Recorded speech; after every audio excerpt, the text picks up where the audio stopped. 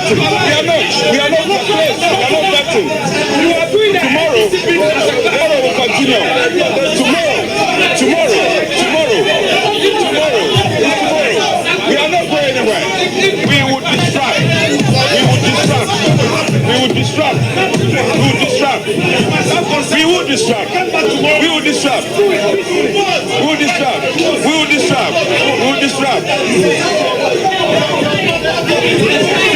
It's not happening. We will beg tomorrow.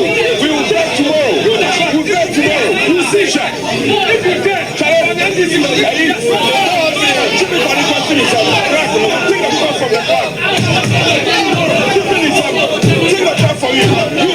You are doing it. You miss you. It's not happening.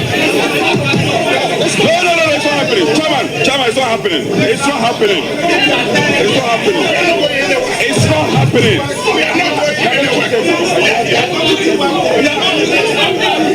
You see?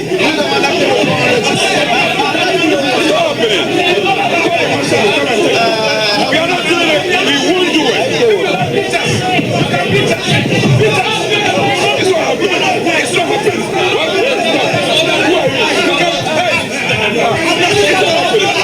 It won't happen.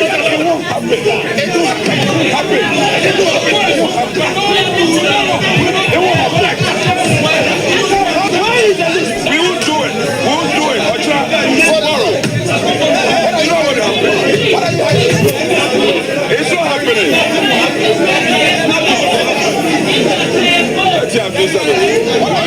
Why? Let him do it.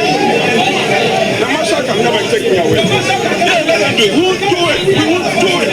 Put it to the table now. Tomorrow we'll do it. It won't happen.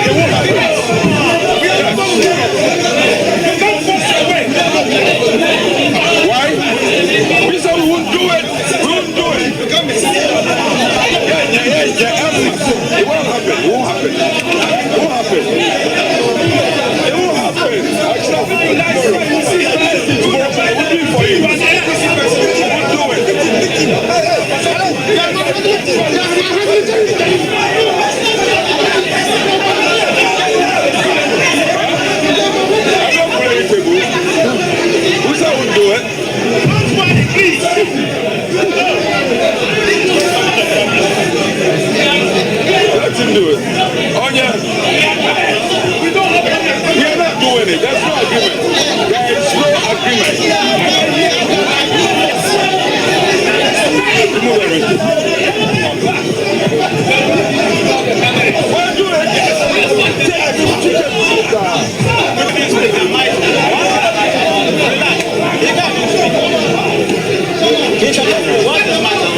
won't happen. It won't happen.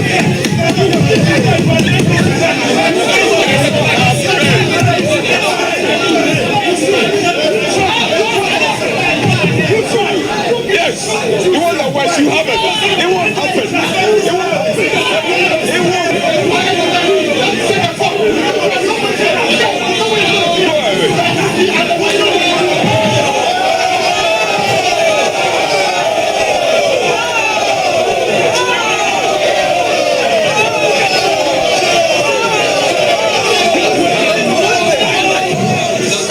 Technical Department, thank you very much. Since we have a tall list of witnesses that will be called, we can end it here for now. Ladi, Ayi Ayamba, Clark.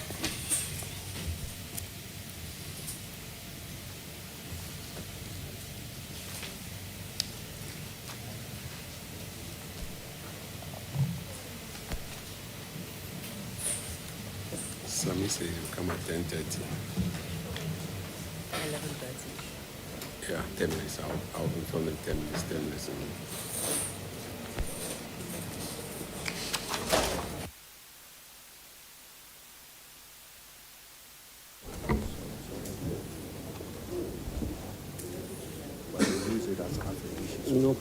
No problem. Solemnly affirm that the evidence I shall give before this committee touching the matter in issue touching the matter and issue shall be the truth. Thank you. Thank you, honorable colleague. Please, can you take your seat? Honorable Ladi Ayayamba, we saw a lady in the video who stood up and was raising her hand. Can you identify whether you were the person who was in the video? Thank you very much, Chairman. Precisely so, I was a person in that video. Can you tell this committee what really happened on the 30th of January 2025? I said we were supposed to have actually started proceedings. I'm a member of the committee, so I was really there at the pre-sitting. We were supposed to start at 9 a.m. But we were informed by the chairman that the ranking member, that is the minority leader, Honorable Afenyo Markin, has said that he was having a meeting, and so he can only be available at 10 a.m. So if we could all get to the vetting room by 9:45, so that when we settle down by 10, we will start. We all were here, all we members of the vetting committee.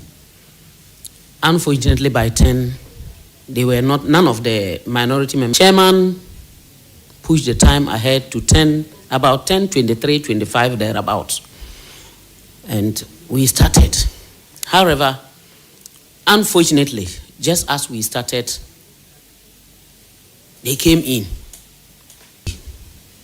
That is the lady by the minority leader, Honorable Afenyo Markin. In fact, I couldn't contain myself because as a woman and knowing very well that at least there was no provocation, I wasn't comfortable. But it continued for a while, so I had to stand up because that was when they said, and what be done that day. So I stood up and I said, why will the vetting not be done? Because most of those whom I was in as observers or subject matter members. So why will we not have the vetting?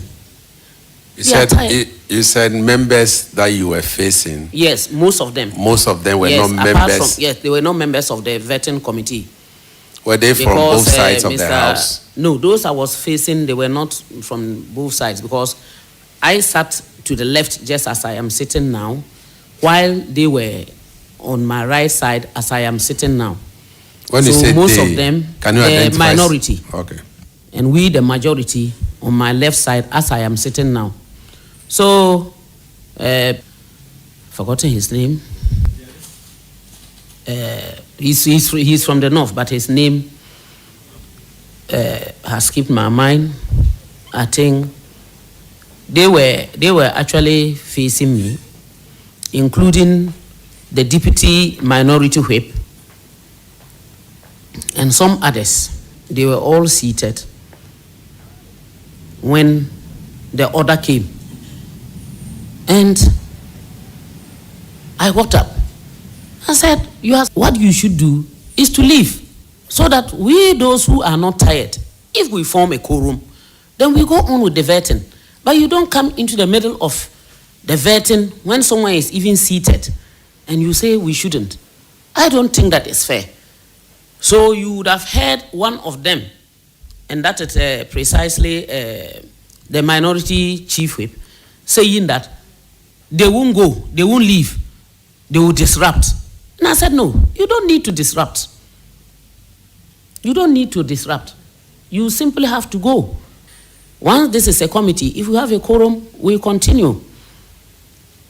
Then the chairman gave an order to the clerk, who had already administered the oath on the nominee. So when he gave the order, because of the scaring of I was encouraging her. That is why you would have seen that I turned and I was telling her, get up, give you are supposed to listen to the chairman and not to any other person. So administer the oath. Why are you sitting down? Stand up and administer the oath. You are supposed to listen to the chairman and not any other person. Then the swearing, the English would call that one swearing. I mean, use of unsavory words and all those things started. You are an NDC. You will see. We will deal with you. If you are a whole host of words. So I stood up. I said, no, you can't go that way. You can. What is the problem of this lady? Please understand that as a leader. In fact, I made that statement to him. It's just that maybe my voice was not loud enough. I made that statement to him. I said, as a leader, you are not supposed to go that way. Don't be attacking the lady. Because I've not seen what the lady has done. Please, can you stop that as a leader?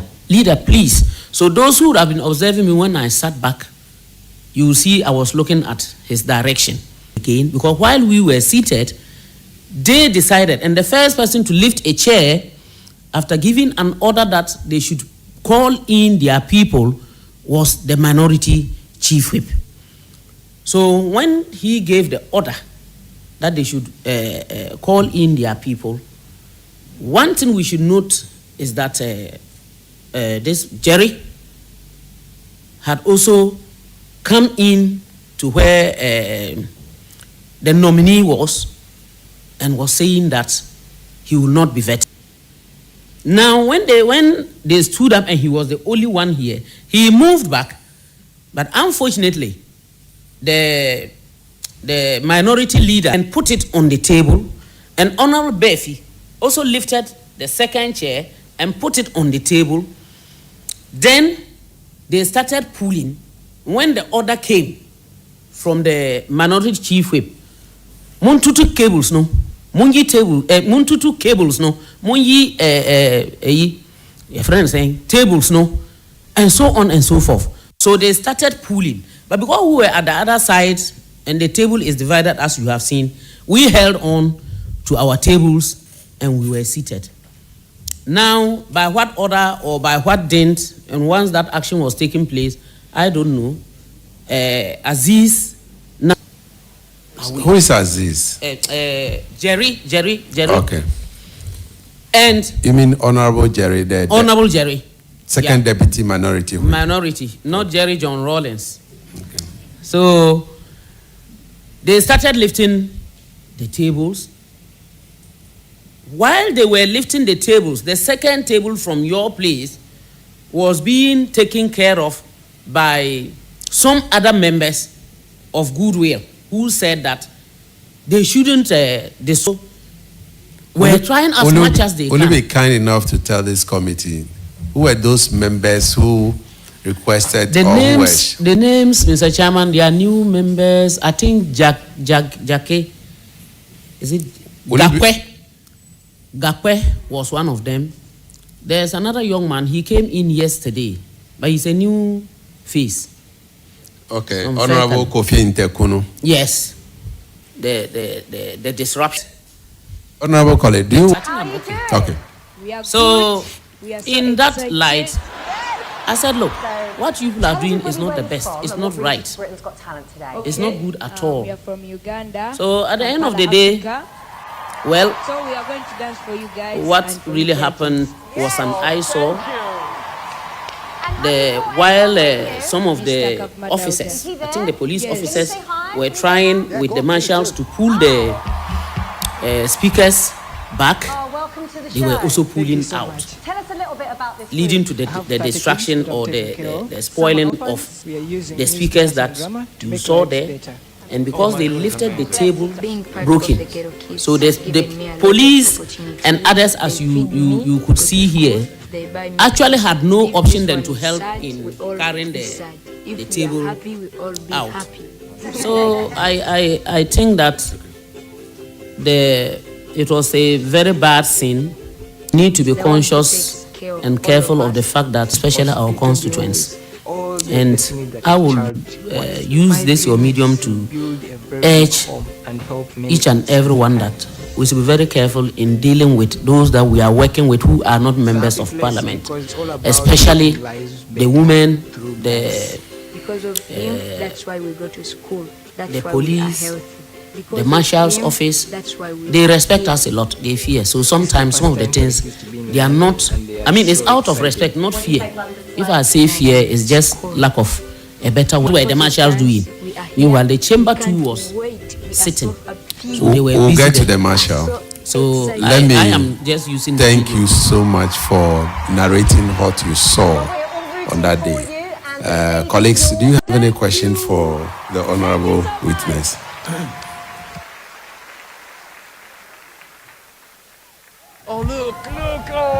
Thank you very much, Honorable Chairman. Hadia, you watched the video and you saw what happened. You have also given us an account by yourself. Now, we saw you stand up. You say that you did not participate in the scuffle at all. Thank you, Chairman. I will say I did not participate in. And if you are a leader, the best thing is to remind others about what to do if you think that you are not happy or comfortable. And so, were you disappointed with the scuffle which was going on? I was actually the supporting leader, Honorable Afenyo Markin, followed by the minority chief whip. It was not the best. They are the leaders of that that group, and they are those who are supposed to urge their persons to be patient.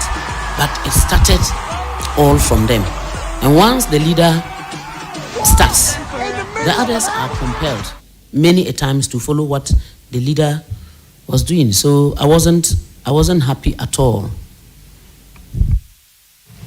Okay, that will be all for now. Yeah, Honorable Zaneto. Thank you very much, Honorable Chair.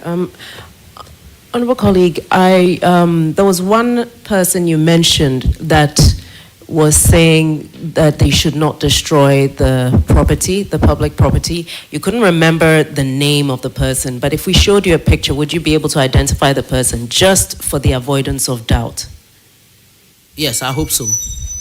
Mr. Chairman, could the clerk possibly show a photo of the specific name you mentioned so she can confirm whether that's who she's referring to?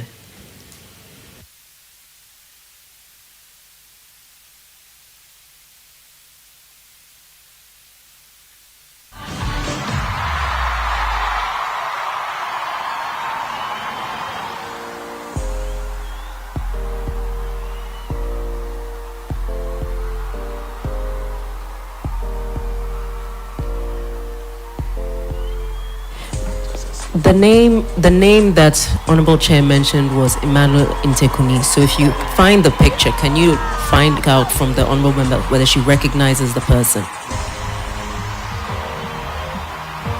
Is it Bono East? Bono East.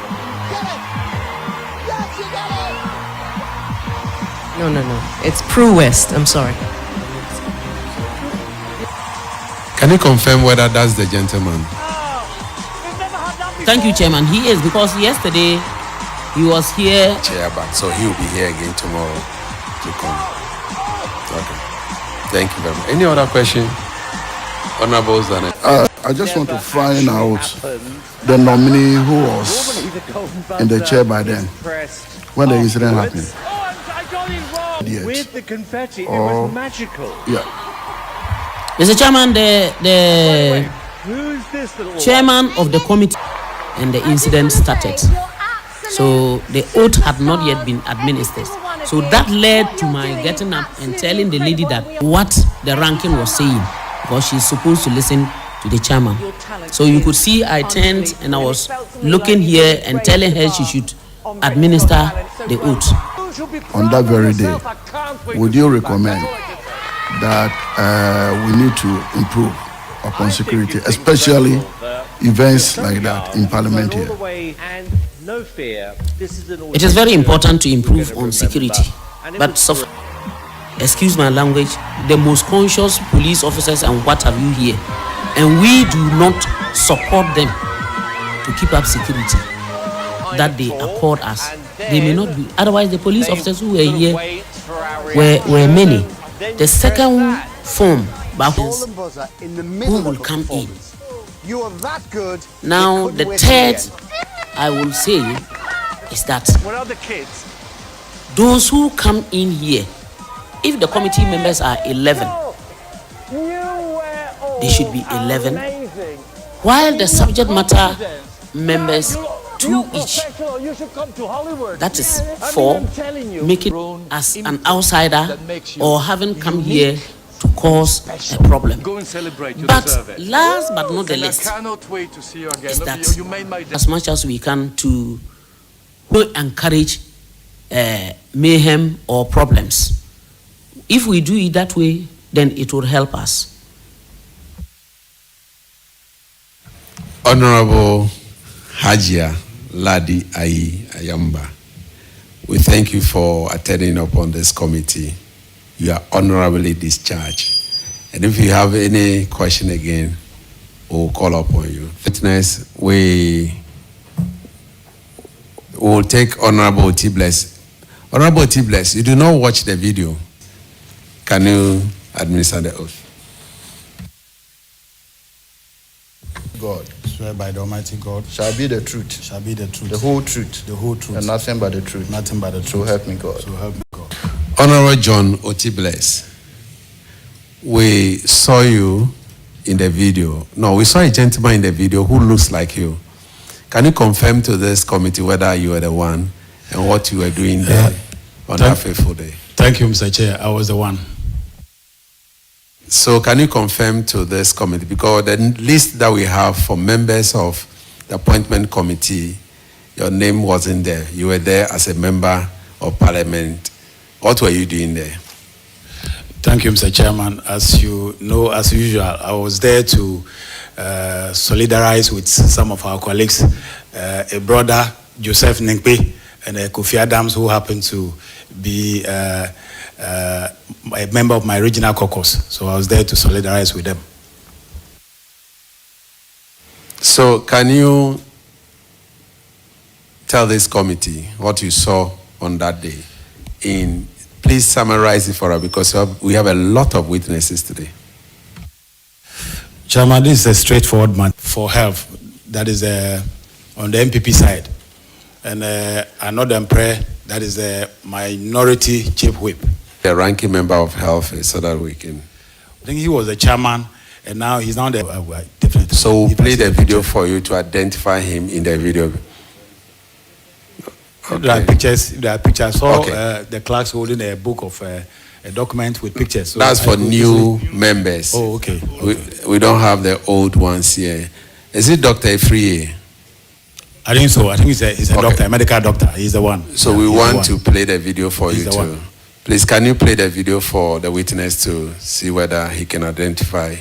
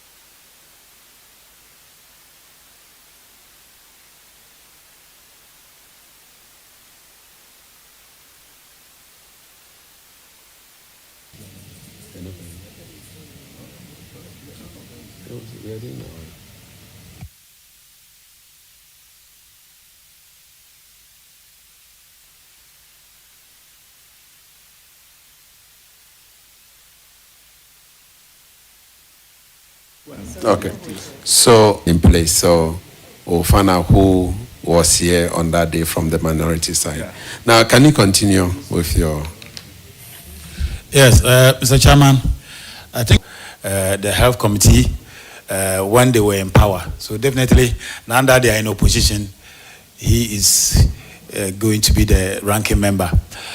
Before the incident started, he actually walked to Afenyo, and I was watching them. He came to plead with Afenyo to allow Akando to be vetted, and Afenyo stopped him. He actually snubbed him. Yeah, Anodombre also wanted Akando to be vetted, but my minority leader rejected a straight matter. All the things that happened that day was caused by the minority leader. Why am I saying this? A leader who watches or stands for his subordinates or members to vandalize, destroy public properties without uttering a word, without stopping them, is as guilty as the members. Because you know, Parliament, we take instruction for our leadership. MPs will respect our leadership. Whatever your leader tell you cannot pass judgment for us. This committee is to do its work, opinion, and report. And then you can have the opportunity to debate their report. Okay? Yeah. Thank you. Continue. Unless you don't have anything to say. Yes, like I said, it's a straightforward matter. What I saw was that the minority...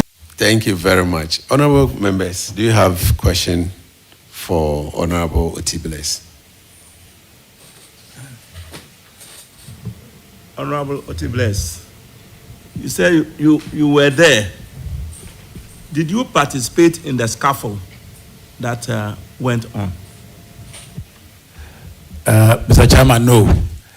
This is not a violent person. I believe in the truth and protecting whatever belongs to the people. And so, you did not pull any furniture, and you did not push any furniture? Not at all, Mr. Chairman. That will be all for now. Any other question? Chief Whip wanted Honorable Akando to be vetted, but the video shows him saying based on what was spoken publicly, or is this private? Thank you, Mr. Chair. Minority leader got involved, my minority whip, chief whip, got involved based on the instruction from his leader, Afenyo Markins. I saw Afenyo telling them that they should all listen to him and take his instruction. He told them. That was when he got involved. Thank you. I'll just repeat my question. The assertion that the minority chief whip wanted Honorable Akando to be vetted, was that something that was spoken of in a public setting? Not at all. It was privately before. It was between him and his leader, Afenyo Markins. So, a follow-up. Were you there? Did you hear him, or it was a conjecture? Take instruction from me. I want them. Okay. Unfortunately, we don't have a video to support that. So this is your witness statement. So we'll take that and ask further questions. Any other? Thank you, Vetch. Let me ask you whether the instruction that the leader gave to... Mr. Chairman, that is why I rightly said that a leader who stands for his subordinates or members to destroy, to misbehave without caution. Yeah, I asked the question because we all heard some of the statements that came from the whip, minority whip. But as to what you heard, at least it wasn't very loud enough. So that was why I was asking whether that instruction also came from the leader, as to whether they should be pulling the chairs, they should be destroying the cables and other things. Because that was so very audible when we listened to the video from the minority chief. Mr. Chairman, once the leader advised that what was going to happen was going to happen, and so it means that whatever happened was endorsed by the leader.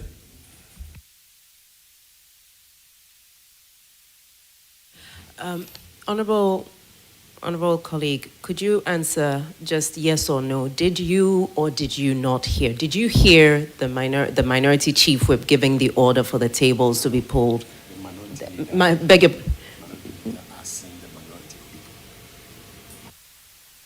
So the question was, did you hear the minority leader telling the minority whip to advise or instruct his people to pull the chairs? Yeah. Yeah, that was it. Yes or no? Yes, he did. You heard him? Yes, he did. Okay. Thank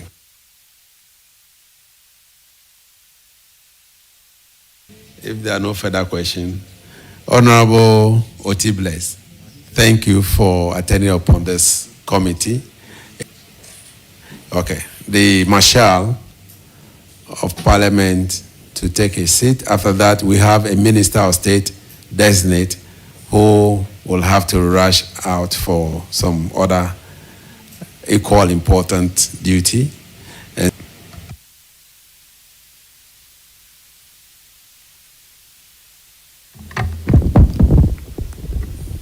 I, that the evidence I shall give before this committee, that the evidence I shall give before this committee touching the matter in issue,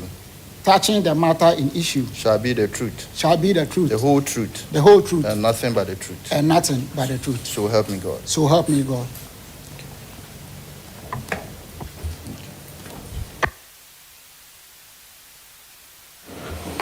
Lieutenant Colonel Samuel Kofi Ofoso retired, right?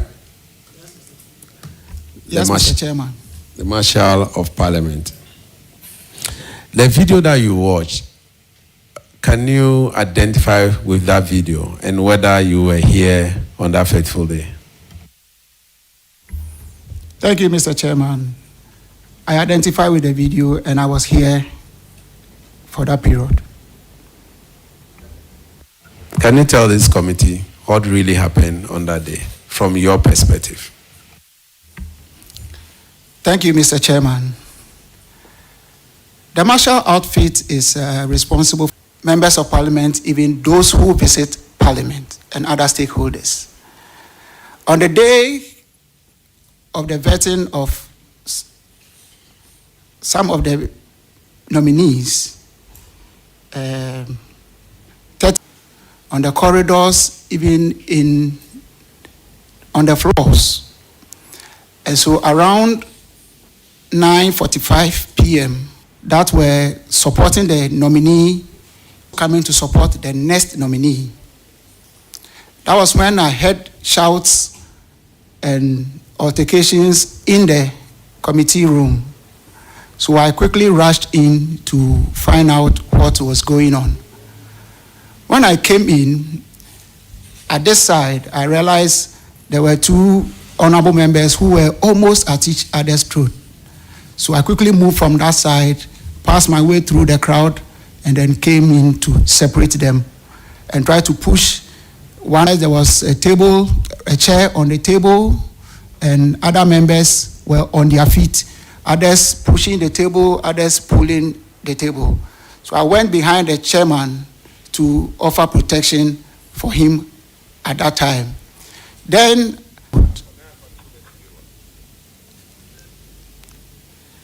they went out for further consultation. And by the time they were to come down, but before we realized, removed. It was at that point that time this committee room.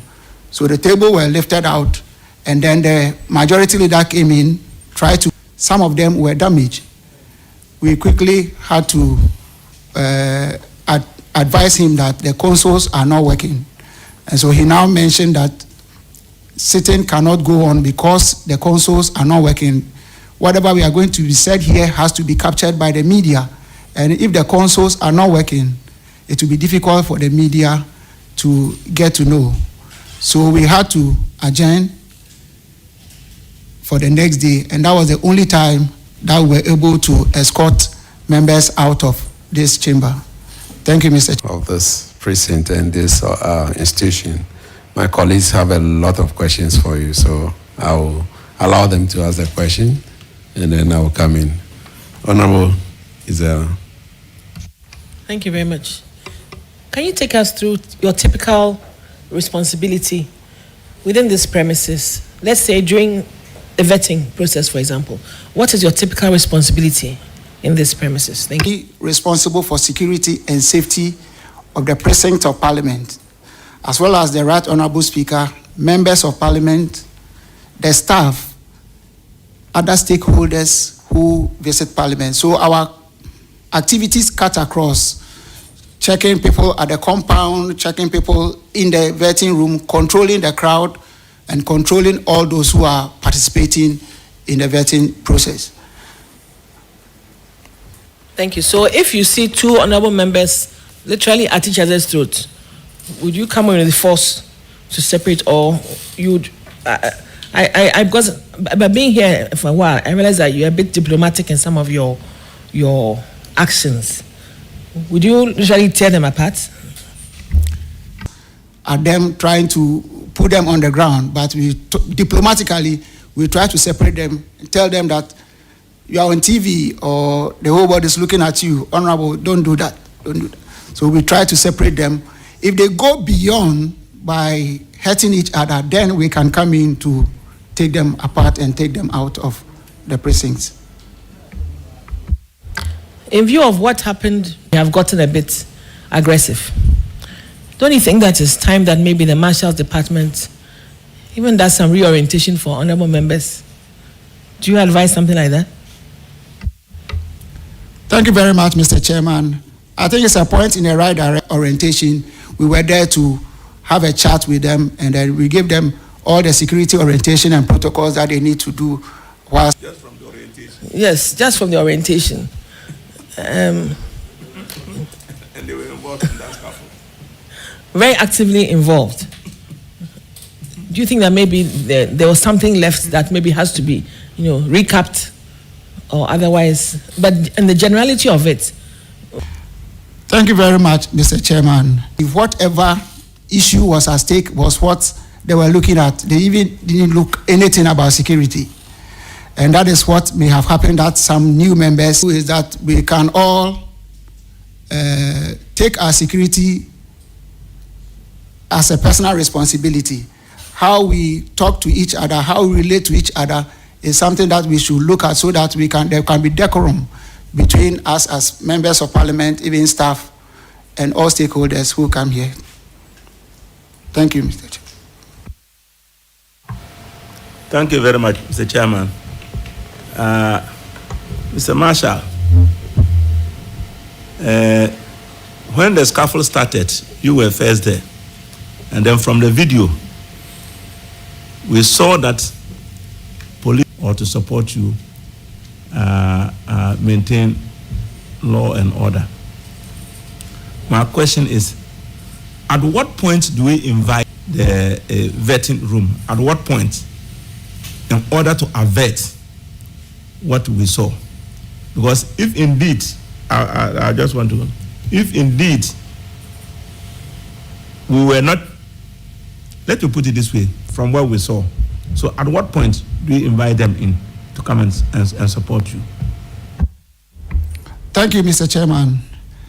I think what we do first is that we, the marshals, now enter to assess the situation and see whether it's something that we can handle in. And when we realized that it was now becoming an uproar, both sides were up. That is when we informed the police commander, and then the police came in so that we could avert the situation. Thank you, Mr. Chairman. Thank you. That will be all for now.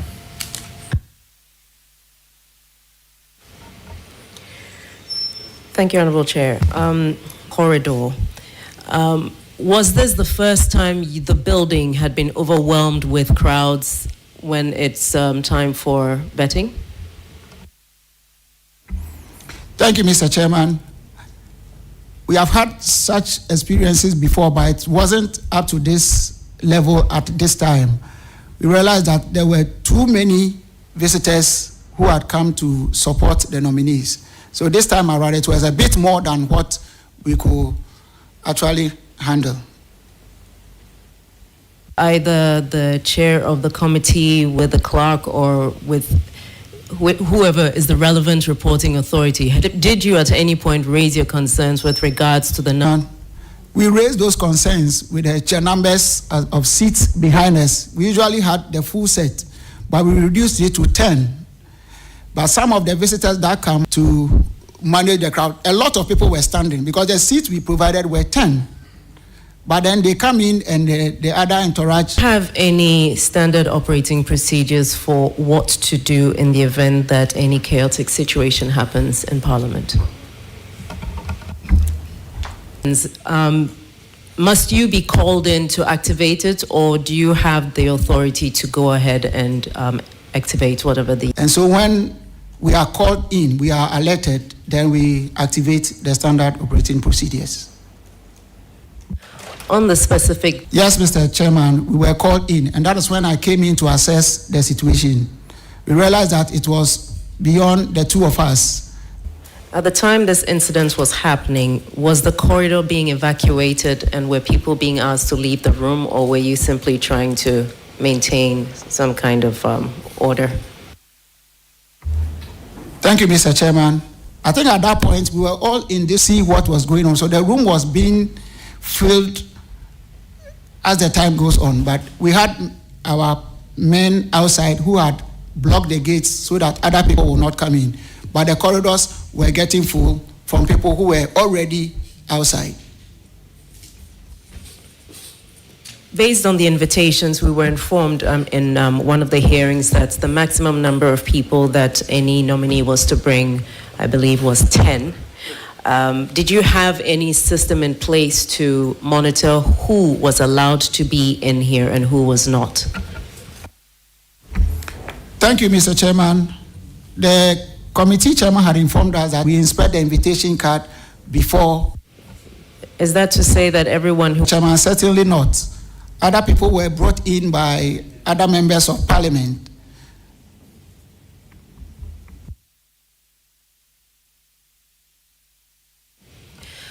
In retrospect, or perhaps looking forward, what suggestions would you make regarding how the rooms are populated, how the building is made accessible moving forward as a lesson from what we witnessed? Thank you, Mr. Chairman. I believe moving forward, it behooves on us the number of invites. If it is 10, we agree with the 10, and we'll make provisions for the 10. If anybody is for the 10 that have been invited, that place we can be able to ensure cooperation and security within. Yeah, thank you, Mr. Chairman. Just a follow-up question. Much as you mentioned the number 10, at the last time when I came, I counted the seats just to have an idea of the number of people. 2 rows on this side, 3 or 4, and then see how many people could we accommodate at a time. And at first, during the appointments committee sittings, we will not allow people to be standing in the alleys. Now we seem to have allowed people to be standing. Another vetting I saw, some were even sitting in front of the first row. Don't you think that we have relaxed the rule in the system that we had? Because I've been on the appointments committee for 3 years. We didn't used to have that, let me say, congestion. Let me put it that way. We didn't have that. Don't you think that we have relaxed the rules a bit? The 60 that you were talking about was the earlier sittings when we had allowed the whole place to be opened up. Now the chairman insisted that now we will see a member will enter with somebody. It's difficult to get a person out, and the person comes to add up to the number, and the number keeps going high. Those who were sitting down, I think it was the tradition of the paramount chief the last time. You appear to be concerned only about people in this room which could pose security threat. You have not indicated to us your fears about outside the compound. So are you suggesting that people who come in, even if there were 1 million people, you don't bother about it? Because we have proofs of a festival. Are you of serious concern to us? It's something that we have never seen before. But this time around, we realized that it was happening. People were bussed, some all the way from Tamale and other places were bussed in. And because of their culture, they carry with them drums and the rest. We insisted that they should not play because this is an office. People are working almost the same thing. So it was back and forth that we kept that were coming in. People will now debus and now walk in. They are coming to visit an MP. They will not say they are coming for vetting. Parliament, open to the public. The person now goes to the honorable member. Before you see, the person has found himself inside the vetting room, and that kept the number going up. But we are concerned with security on the floors of Job 600 and other places, the compound, and we tried as much as possible to keep the security in place. At that day, we have as close as 100 police officers that were dotted around, some within the car parks and then within the precinct, observing and checking so that members are not hurt, the properties in Parliament are not destroyed as well. Thank you, Mr. Chairman. Okay, Honorable. Thank you very much, Chairman. Let me ask, some of the earlier witnesses indicate, let me ask you, would you agree with me that the security that was provided wasn't adequate? So that prompted these members of Parliament to join. I know security is supposed to be provided by the Marshal, but they decided to join because they felt security we provided wasn't enough. Would you agree with me? Security for the committee meeting. Little did we know that it will go to the extent of damaging state property. You realize when the table was pulled, because the cables are interconnected, that was when the console now fell from the table to hit the ground and get scattered into pieces. But as much as possible, we were also holding them in place so that they are not destroyed. It was unfortunate that particular console fell when the table was lifted and got broken. So in reality, you didn't need the members of Parliament who were protecting security. Yeah, before they even started to table and to cables, what did you do? Immediately you heard that, what did the Marshal do? Thank you, Mr. Chairman. Protection of the properties is also in our care, and we came in as much as possible to stop them from removing those cables. Some of the mics were on. Honorable members have on them and were speaking through it, so there was no way we could shut everything down, and we just had to fall. However, the rest were protected at that time. Chair, I just want to find out, because the instruction came before the distraction. You were here. And when the instruction came, you took immediately, because if you had taken probably, for want of word, the right action, probably they couldn't have even acted the way they did, because we all heard it. I wasn't here, but I was just watching it on television, and you could hear that cable to table. He wasn't here when the whole thing started. He was within the corridor. When he realized that there was altercation, he decided to come in. Was that it? Yes, Mr. Chairman. So you didn't hear that there was the shouts from... Thank you, Mr. Chairman. All our eyes were on the table and looking at those who maybe attempt to hold any of the console or table or cables to pull.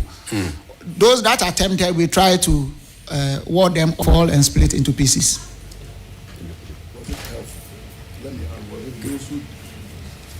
I just want to tell the members of Parliament. Yes, Mr. Chairman, it was helpful. They kept bringing the tables back. Otherwise, more of the consoles may have gotten damaged at that point. Okay. Lieutenant Colonel Samuel Kofi Ofoso, we will discharge you now. We may call on you again. There are few questions that we'll need to ask you. Now call upon Honorable Minister Designate for Health. Thank you very much, Chairman. Honorable Kwabena Minta Akando.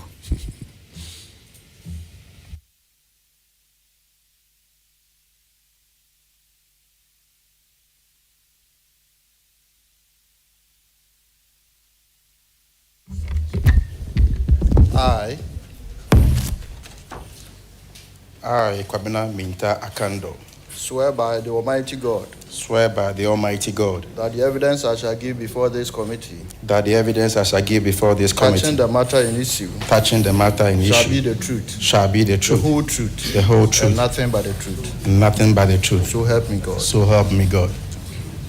Thank you.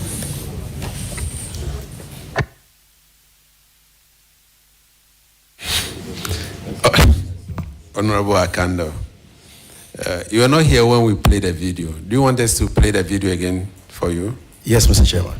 Okay. Can you to confirm that whether he was the one?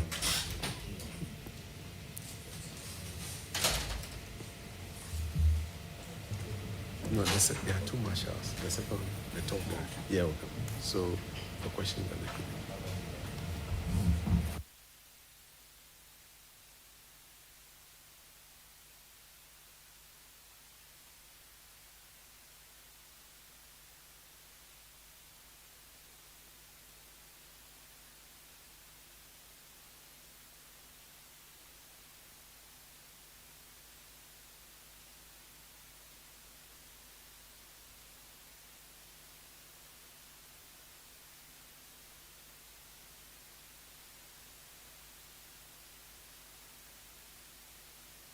Yes, Honorable Akando. Yes, Mr. Chairman. You watched the video. I did. My attention was drawn to the fact that you wanted me to identify myself in the video, Yes. and I have. Okay. That confirms that you are the person in the video. Very well, Mr. Chairman. On the 30th of January, when the nominee for the Ministry of Health portfolio was to be vetted, were you here? Mr. Chairman, I was the same person. Can you tell us what happened on that fateful day? In a brief, since you have to go somewhere. Brief. Thank you, Mr. Chairman. Mr. Chairman, I was invited by the appointment committee to appear before them on the 30th. Mr. Chairman, in the morning of the 30th, I called the clerk to the committee, Madam Gifty, to send me the program, the timetable. Mr. Chairman, when she sent me the timetable, my name was moved from on the 30th to 31st. So I quickly called her back and I said he had given me the wrong timetable. And she indicated to me that it was a right timetable, but they have reviewed it and that he was going to send me the new one and that I was supposed to be vetted on that day. Mr. Chairman, before then, immediately I saw that my name had been moved to 31st. Then I called the leadership of the committee, the appointment committee. Already started the journey and arrived in Accra, and so I was at a loss. And so both sides of the committee indicated to me that I was going to be vetted. In fact, my chief whip, the majority chief whip, indicated to me that if I had not had any clear instructions from them, why should I panic? And that I should get ready to appear before the committee. So I was held in the holding room for some time, and then called us to come and sit in the room. So I came in. I thought I was even going to be vetted. I saw the minister designated for transport took his seat, and then I had to come and sit close by. So immediately after the minister designated for transport, I took my seat. And then the chairman of the committee instructed that they should administer the oath. That's why I started. Thank you very much, Honorable Minister Designate. Colleagues, do you have questions for the witness? Thank you, Chairman. So, Honorable Minister Designate, the video that we have seen, you kept glued to your seat. Were you hopeful that you were going to be vetted in spite of all that was going on? Very much so, Mr. Chairman. I thought that, well, we usually disagree at the committee meetings and finally answers. So eventually, you could not be vetted. Were you disappointed? Very, very, very much disappointed. Mr. Chairman, I had to make room for my guests, my visitors, paramount chiefs. I mean, there were quite some number, and it caused a lot of inconveniences to me. It didn't cost you money? It cost you only inconvenience? Okay, that will be all for now. Thank you. Any other colleagues? Go ahead. Thank you, Mr. Chair. Thank you, Madam Chair. Honorable senior colleague, how did you feel? At the time? When all this was going on around you, because actually it was just right at your time that this happened. How did you feel? Mr. Chairman, I was so much disappointed, especially with the order in which the vetting was done. Mr. Chairman, you know, in this house, we do a lot of things by seniority. So I didn't understand why my junior colleagues would be vetted, especially when we're all, the names came at a time, and then I'll be asked to wait. I didn't understand. So I didn't understand the criteria they were using. So I was so much disappointed. I must be very honest with you. And I had the opportunity to register that displeasure at a point in time. After all, this is my 4th term in Parliament. Thank you. Mr. Chair. So with all that happened, moving forward, from what you saw, what you went. Mr. Chairman, I think we must plan things well. And when we plan, we must go according to the plan. If they had gone according to the plan, all these things would have been avoided. Mr. Chairman, I was told that came about as a result of the fact that a particular day's vetting couldn't take place. So if I was part of the committee, my humble view, my humble opinion was that they will reschedule that day, those people who were supposed to be vetted that day, so that it will not affect the program, the rest of the program. But if you begin to slow them, they should have, that's my opinion anyway. You may disagree with me. So I think that we should plan and plan well. Thank you. Honorable colleague, but what is your view also on the behavior of, we are not keen on having our children pull tables, tear cables, and all that, but I want your view on that. We have to call a spade a spade. Thank you. Yeah, Mr. Chairman, it was uncalled for. You were fighting. I think it was embarrassing. Thank you.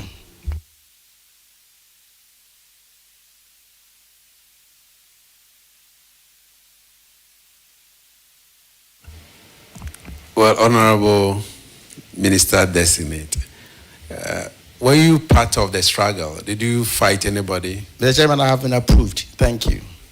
Oh, sorry. Okay, sorry.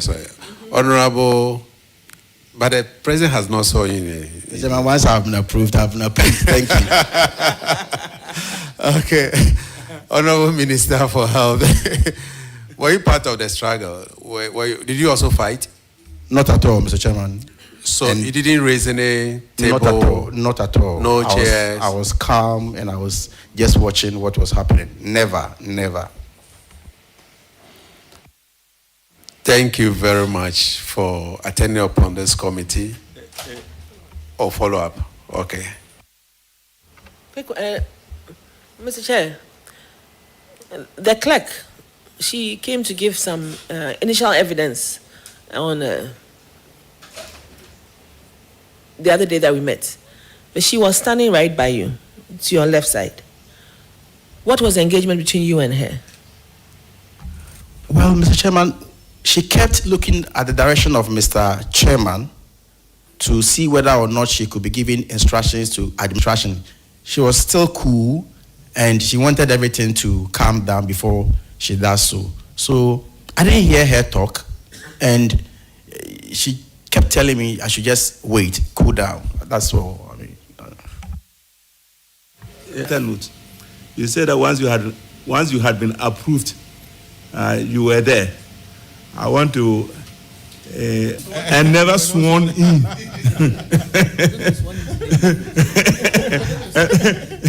In fact. Yeah, Chairman, thank you very much. I know even across the other side, you have a lot of good friends. So what were you thinking of when Honorable Minister for, who was the nominee then, Transport, he came ahead of you and he went through, but when he got your time, what were you thinking of? Because I know you have a lot of friends. Surprised because they had given their word that I was going to be vetted. I had already indicated that when I saw my name change to 31st, I reached out to them and they said no. I mean, they have reviewed it and I was going to be. I was actually surprised, but hey, there was less I could do then. Thank you very much for attending upon this committee. In less than a week, you've attended upon vetting committee and then special committee report. Thank you very much. And we wish you all the best today. Thank you, Mr. Chairman. Honorable colleagues, we were supposed to take 2 other honorable members, but I want to plead with you to allow Honorable Minister for Foreign Affairs to, since they have to go for their swearing in, I want to plead with you to allow him to. That the evidence I shall give before this court will be the truth. The whole truth. The whole. Minister for Foreign Affairs. You were not here when we. Well, thank you very much, Mr. Chairman. Mr. Chairman, I was here and I recall exactly what happened. So can you tell this committee? committee? Proceed without the video. Thank you. Can you tell this committee what really happened on the 30th of January when? Before narrating what I witnessed on that day, I would like to read to you, inviting me to appear before the Appointments Committee. I believe this will establish the basis for me attending upon the committee on that day. My entry into the appointment and some members of the MPP suggest that I was smuggled in and that I and my guests, including my wife, had no business committee to be vetted. I raised the issue and the chairman of the committee and the minority leader apologized to me for that press conference and that unfortunate narrative. They had absolutely essential that I read these invitation letters and then I'm willing to also make copies available to your committee so that you can have that in your report. Go ahead and then make copies available to our clerk. Thank you very much, Mr. Chairman. So, Mr. Chairman, this invitable Samuel Okujato Ablakwa, Member of Parliament, Parliament House, Accra, and it reads, Dear Sir, invitation to attend upon the Appointments Committee. The Appointments Committee wishes to extend its warmest congratulations to you on your nomination as Minister Designate for the Ministry of Foreign Affairs. Pursuant to Standing Order 217, I am directed by the Chairman of the Committee to kindly invite you to attend upon the Appointments Committee on 1 and 2 of the Administration Block, Parliament House, Accra. You are kindly nature on each page and tax clearance certificate from the Ghana Revenue Authority to the Secretariat of the Appointments Committee on the 2nd floor, job 600. And it goes on because of time to give the email address of Parliament and all of that. So I just want to, because of time, go quickly to the last 2 paragraphs. You are further requested to provide the name on 0244, 2 numbers, their numbers. And then it says that the letter is signed by Mrs. Gifty Jiage Goba, the clerk to the Appointments Committee. The letter is Parliament of the Republic of Ghana. Coverage of proceedings of the Appointments Committee. Schedule for vetting of nominees. Thursday, 30th January 2025. And the names are provided as follows. Nominees: Abdul Rashid Hassan Pelpo, MP, Minister Designate, Ministry of Labor, Jobs and Employment. 8 a.m. is the time provided. 9 a.m. Samuel Nate George is the third name here. MP, Minister Designate, Ministry of Communications, Digital Technology and Innovations. 10 a.m. The Honorable Kofi Idi Adams, Minister Designate, Ministry of Sports and Recreation. 11 a.m. Then there is lunch break at 12 noon. Then I was to come immediately after the lunch break. It's here. 5th nominee, Honorable Samuel Okudzeto Ablakwa, Minister Designate, Ministry of Foreign Affairs, 12:30. So they were anticipating that they'll have a 30-minute lunch, and then I will be vetted at the Ministry of Transport, 1:30 p.m. The Honorable Isifu Seidu, MP, Minister of State, Climate Change and Sustainability, 2:30 p.m. And the final name for that day, the 30th of January, is Mrs. 30 p.m. to be vetted. And we waited and waited and waited until I was prompted at about 8 p.m. thereabout that just a clarification. I can now come in. Clarification. You mentioned 2 letters. Is it the attachment that is the second one? Yes, please. Okay. Yes, please. So it's the attachment I referred to. So I want to state for the record that it is based on this invitation letter that I duly composed the delegation, which included paramount chiefs from the North Tongue traditional area, chiefs from Anglo, where I also hail from both Anglo and Tong, as chairman, you know.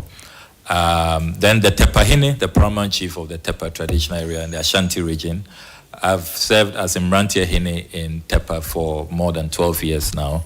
And so I have very strong, alliances with the good people of Tepa in the Ashanti region.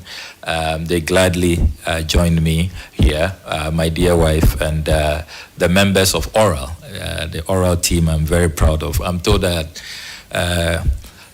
the reason why I'm coming under a lot of attacks and tribulation is because of Oral, but I remain proud of the work we are doing at Oral. So the Oral team members were here to support. And then the chief whip came to beckon that we can now come to be vetted. So when I came in, the Honorable to wait my turn so that after Honorable Akando, I will be vetted. And then the whole hostilities began, and the DJ is a member of parliament, because I recall paramount chiefs asking me, is that what you people do here? What's the meaning of that? I mean, and there was one chief who told me he even feared for his life. So some of them had to, quickly just escape because they didn't know, and microphones, PA systems that were being destroyed could be thrown at them. So some had to take flight. I'm even wondering if some of these people will be willing to honor an invitation again to Parliament following what happened that night. And it has to be condemned in no despicable conduct. Trauma, apologizing, and it was like adding a very, very difficult period. And it's as though somebody, and what the impression they tried to create out there was as though there was a certain conspiracy with our members on the majority side. We didn't want to be thoroughly vetted, so we just wanted to be smuggled in so that we can just have an easy pass. But, this is not the first time I've been invited for vetting. It will be probably my third vetting. I've been vetted as Deputy Minister for Information, not in public office. Majority colleagues to, just be smuggled in at night and just have an easy pass. I would also like to, when it was getting late. Honorable colleague, when in you, why didn't you also join them fighting? No, took things calm and did not want to partake in that. was just about to respond to those who have said that, oh, it was getting late and that I and my guests could probably have just gone home and could not have, and probably we can now enter the room pursuant to the invitation letter that we have received. And for those who say that, I want to remind them of the enormous powers that committees of parliament have under the constitution. I want to, with your permission, Mr. Chairman, following this invitation letter, I decided on my own that because it's probably getting late, I would not enter the room when I have been asked to appear. Article 103(1) of the Constitution provides, Parliament shall appoint standing committees and other committees as may be necessary for the effective discharge of its functions. 6 then says, a committee appointed under this article shall have the powers, rights, and privileges of the High Court or a justice of the High Court at a trial for a information or witnesses abroad. So under Article 103 of the Constitution, when a parliamentary committee invites you, it is not a joke. You cannot on your own volition say that the Constitution is very clear. There are grave consequences if you do not appear. And Mr. Chair, Standing Order 212 also provides, quote, a committee shall have powers, rights, and privileges of the court or a justice of the High Court at a trial to A, enforce the attendance of witnesses and examining them on oath, affirmation, or otherwise. So, Mr. Chairman, I respectfully submit that I will have been in very serious trouble if I did not honor the invitation pursuant to Article 1036 and Standing Order 212 of the Standing Orders of Parliament.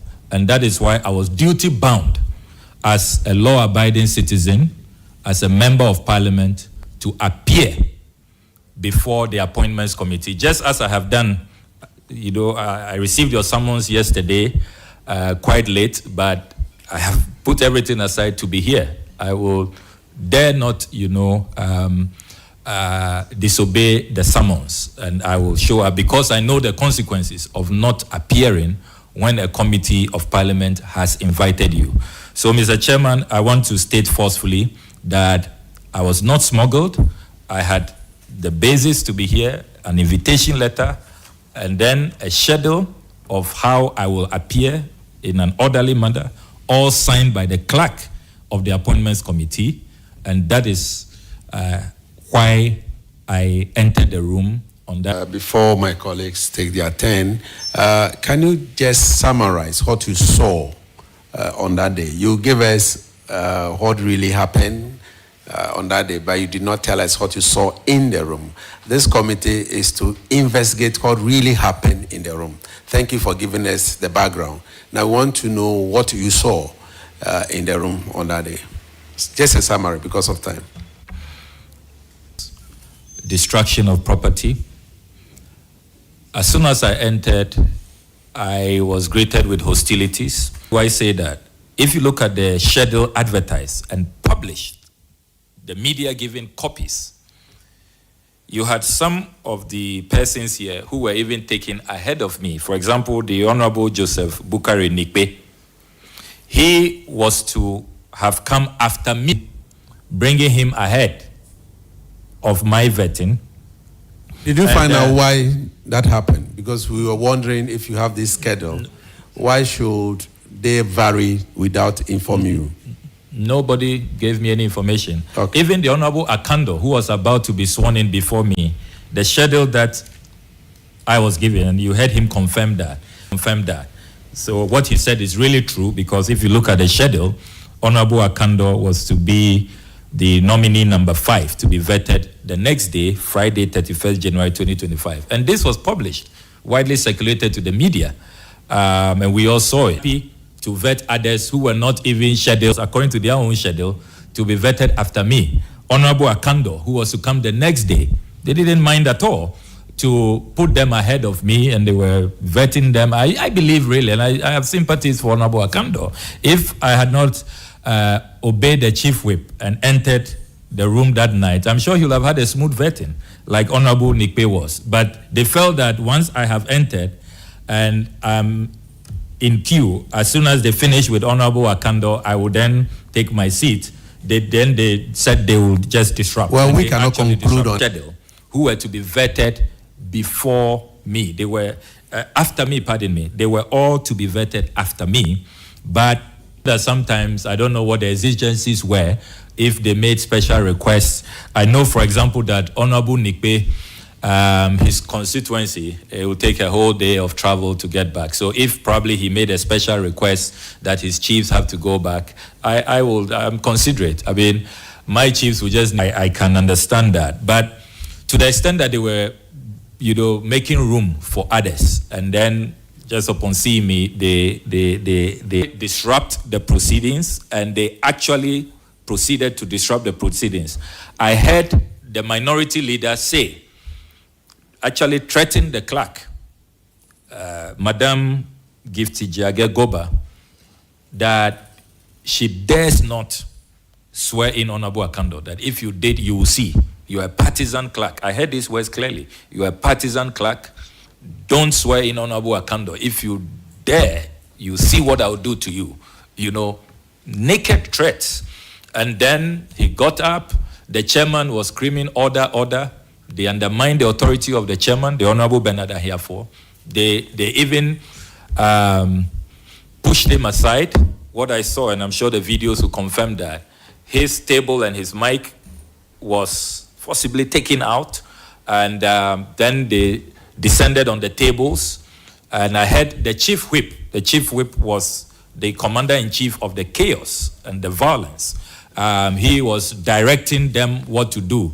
Muntutu, Munyi, carry this and all of that. He really decided to be the leader of the mayhem after the minority leader had given the signals, had threatened the clerk not to sober, and then directed the violence that happened. We didn't see that in the video, that the chairman's microphone was taken away. Who took the chairman's microphone away? So what I recall, you had the minority MPs. I recall Jerry. I recall the Honorable Tampuli, and they were in the thick of affairs with the minority chief whip, Honorable Anodompre, directing. And I heard him clearly because the mics were on, and even though I was seated here calmly, I could see and hear all of what was going on. And he said, Muntutu, Munyiyi. But you can't confirm who took the chairman's microphone. I would need to refresh my memory on that. Okay, on because that we don't have on record. Yeah. Okay. Yeah. I would like to refresh my memory on that. But I do recall that they took away his microphone, took away his table, the table that you are using now. That's the first table that was attacked, and they removed it, they pushed it, shoved the chairman aside, and they were determined to disrupt the vetting, and they were saying it that there will be no vetting tonight. They will not continue. Who is the MP for Bawe, I'm told. It's a new MP, so I'm still getting to know him.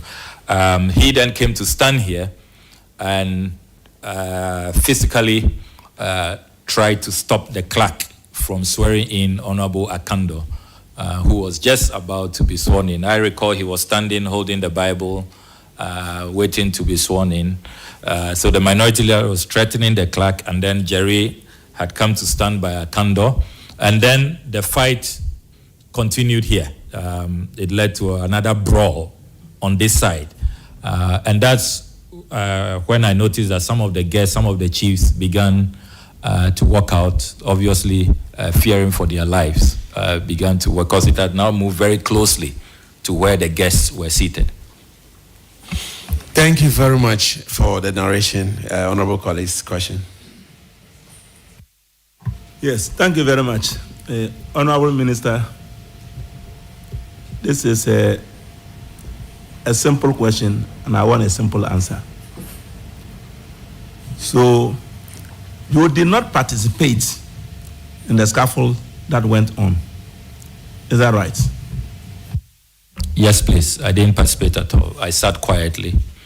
And at a point when I noticed that, no, I listened to the Honorable Majority Leader who had come in to calm tempers. He did really exhibit engagement where he said that clearly we can't continue with the vetting. He was going to make arrangements with the Speaker to see if probably we can continue the next day at the Speaker's conference room. So when it became clear to me that the vetting will not continue following the Honorable Mahama Ayarige's presentation, I then quietly left the room. Yes. So, will I be right if I were to suggest to you that you were terribly disappointed on that day as a result of the failure of the committee to vet you? Yes, please. Terribly disappointed and also embarrassed as a member of parliament because the spectacle, I believe the title honorable is earned. We earn it by our conduct. And what happened that night was really, really disgraceful, really shameful.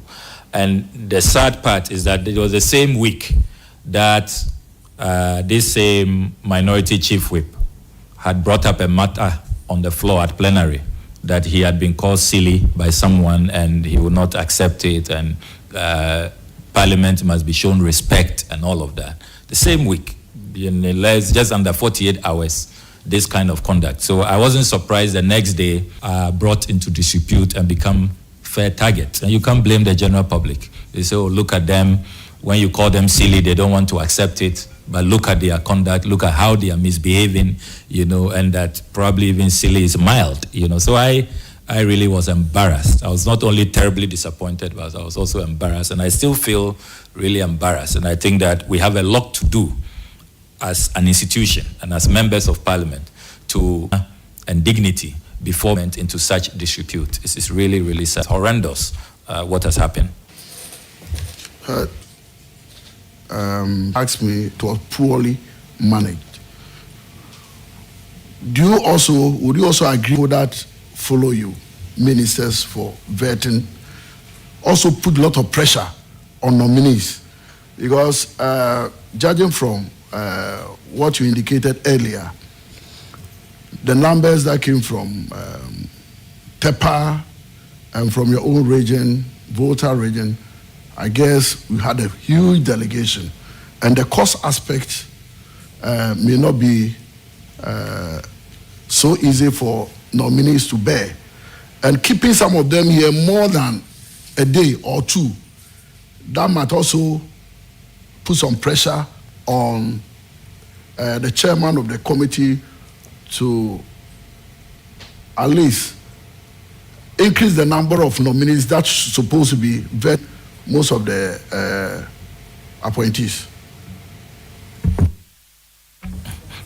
Well, thank you very much. This is a very important question, and I have served on the appointments committee for a considerable number of years. And when I saw the schedule, I could really foresee that there will be difficulties. I was really, you want to vet 8 people in a day, and before this day, the minority leader had gone on, and I saw those 2 people, and I was wondering, the way he spoke in that interview, it was clear that we will be targeted and we will spend a long time.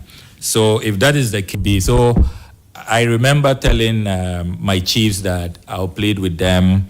They would have to really prepare to wait for the long haul, that it may get to my turn quite late, because I could really predict that Honorable Sam George will spend a lot. They had said publicly before the vetting about how they had targeted 2 of us. They put us in the same group to appear the same day with 6 others. Then on time management, I think that as a house moving forward, and I'm glad that looking at your terms of reference, you are also supposed to make recommendations. It does appear that the minority leader is given unfettered, time with Honorable Sam George. He just had a field day. then Minority Leader, Honorable members of leadership, are extended due courtesies. But it is not a blank check, you know. So the Honorable Judge said also questions with follow-ups. But if the Minority Leader will not be limited in the number of questions, at least reasonable time, you know, if it's 2 or 3 hours, reasonable maximum, you know, so that we don't have this situation where they go on and on and on one target. On that note, we're getting ready to wind up. And then, Mr. Chairman, let me also add that I do not think that it does the image of Parliament any good when before vetting, people are targeted. So it means that the vetting really, people already have a prejudiced mind. Some members have a prejudiced mind. It's not really about what you come and say and evidence that is adduced during your vetting. They have made up their mind already. Because before the Honorable Sam George and I appeared, there are many people who were concerned for us that, hey, then you may spend 5 days, you may spend 2 weeks, you know, hey, then they will really grill you and mess you up on our sins before the vetting. And all of that doesn't help. And I think that one of your recommendations, with all due respect, should be that these comments that tend to prejudice the work of the committee, where the committee appears to become a vehicle for settling personal scores, for going after people who probably the minority do not like, you know, because of the work they have done. On that note, it has to be stopped. On that note, I think it undermines the work of the appointment Minister committee. for Foreign Affairs, we want to, no more question. We want to discharge you, and if this committee needs you again, we'll call you. Otherwise, the Son of Man will not allow us to finish our work. Thank you very much for attending upon this committee. Honorable colleagues. Well, thank you very much, Chairman. Welcome. Honorable colleagues, we have a Deputy Minister designate who want to run away, but the Honorable Member for Agotime, Ziope, is also here. Whilst we have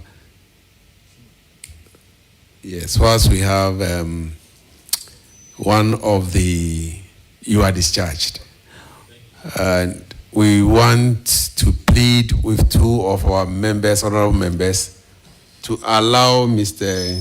George Glory Opeku, is it Opeku, of our colleagues? Mr. George Opeku, before you take the oath, you are not here for the video. And so I will ask the technical department to show you a session of where you were actively involved in, no, don't show it to me. We want everybody to see it. So please bring Glory Opoku was actively involved.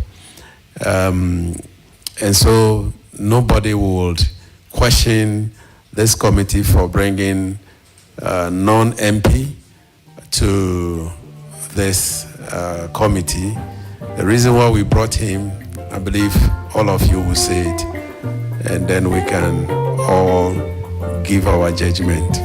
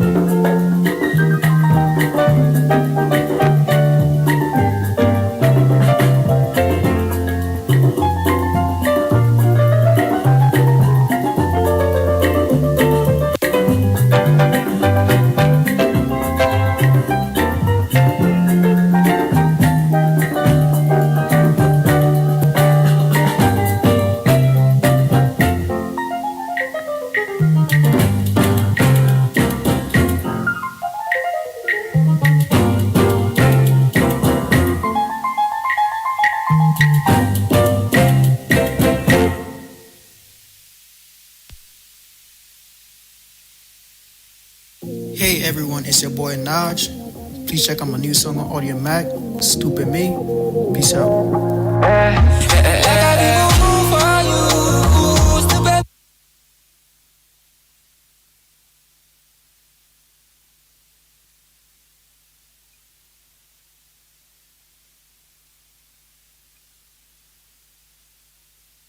Are you ready? We have 3 other nominees. Sorry, 3 other witnesses.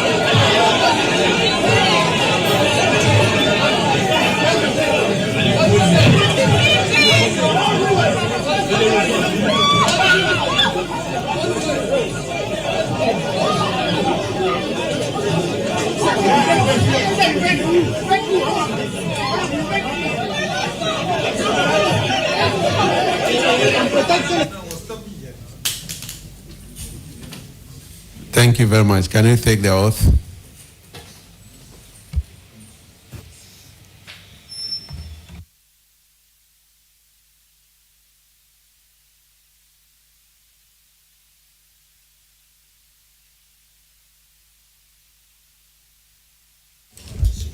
I, George Glory Opeku, Swear by the Almighty God swear by the Almighty God that the evidence I shall give before that this the committee evidence I shall give before this committee touching the and truth, nothing but the truth. so help me God. So help me God. Thank you very much, Mr. George Glory Opeku. I will read Order 276 for you and also Article 103 for you. Order 276. Order 276 of the Standing Orders of Parliament 1 says that a committee shall examine a witness on oath or solemn affirmation. The clerk to the committee shall administer the oath or the solemn affirmation contained in the first schedule. I believe that is what exactly you've just done. Then Article 103 that our honorable colleague read, emphasis, especially 6.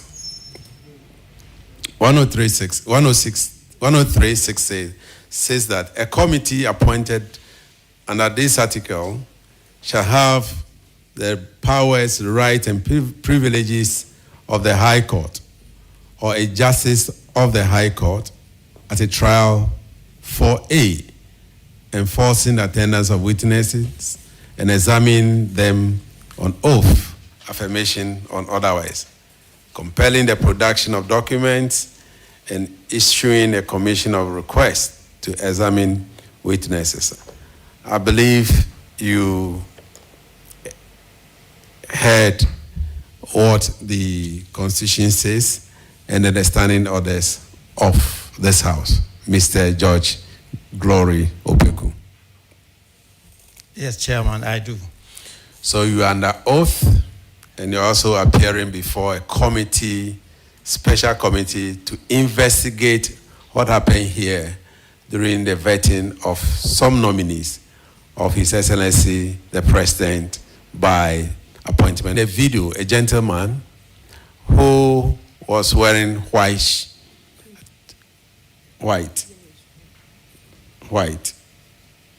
I don't know whether that is George Gregory Opeku. Glory Opeku. Can you confirm whether the gentleman we saw in the video was you? Not that video at all? No, please. Mr. George, Who are you and what were you doing here on that fateful day, since you are not a member of parliament?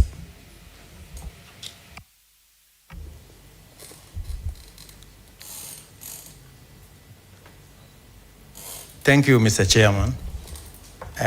On that fateful day, I entered into the vetting room with Honorable Ablakwa. I came with him to support him through his vetting time. Of those the 10 members of his entourage that were supposed to be in this room with him? Mr. Chairman, I don't have any letter to that effect to know 10 or 20 or the number of people that will be here with him. So, will you, that you were part of his entourage that came to witness his vetting on that day? Yes, Mr. Chairman. Did he give you any invitation letter personally, or he called you to be part of his vetting? No letter. I called and congratulate him, and he said the 30th will be his vetting day. So if I can make a time. Do you have any text message or any evidence from him that he called you, he sent you a text message? Because I have a text message that the caucus chairman, he has invited all of him. No, Mr. Chairman. On that note, you came on your own to witness. Before are you aware that on this table, if the chairman did not invite you to sit here, as I did today, you are not permitted to be where members of parliament are supposed to be? Are you aware? No, Mr. Chairman. So for the emphasis and for education, this committee sitting is just like parliament or the plenary. Now, and so we are going to look at you as a stranger in parliament on that day. And if, do you agree to, you want a lawyer, we can allow you to bring a lawyer so that you come back on Monday. I would like to know that I'm with invitation to the vetting room. Is that what you are saying? I'll repeat myself again. When a committee of parliament is having meeting, and I'll read it for you from the standing orders, it is assumed that parliament is sitting. And so on that day, our standing order says you were a stranger in the chamber. Because you are not a member of parliament, where MPs were, you are not supposed to be there. And my question is, are you aware? I'm not aware, my lord.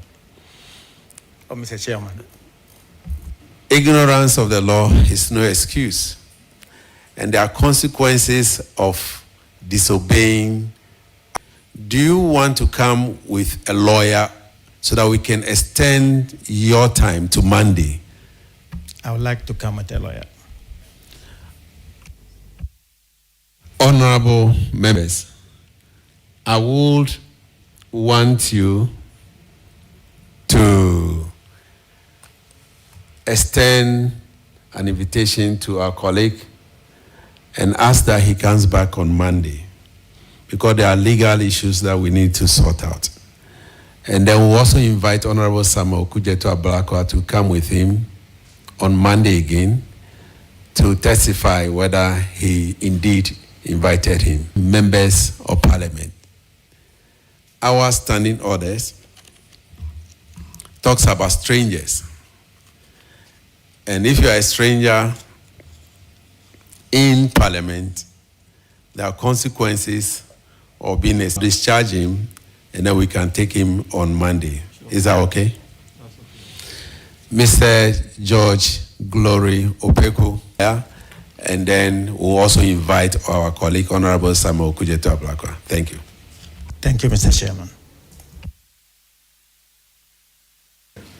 We now have Honorable Deputy Minister designate.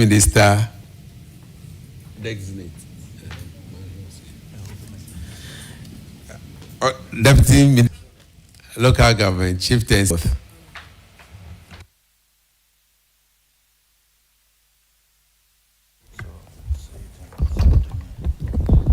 For this committee, That the evidence I shall give before this committee touching the matter in issue, shall be the truth, the whole truth, and nothing but the truth. So help. Honorable Rita now Odoleso, first of all, let me congratulate you on your nomination as Deputy Minister Designate for Local Government, Chieftaincy and Religious Affairs. Congratulations. Thank you, Honorable Chairman. You were not here when we played the video, and so I don't know whether you would like to watch the video first before we go ahead. Honorable Chairman, I would want to watch the video. Thank you.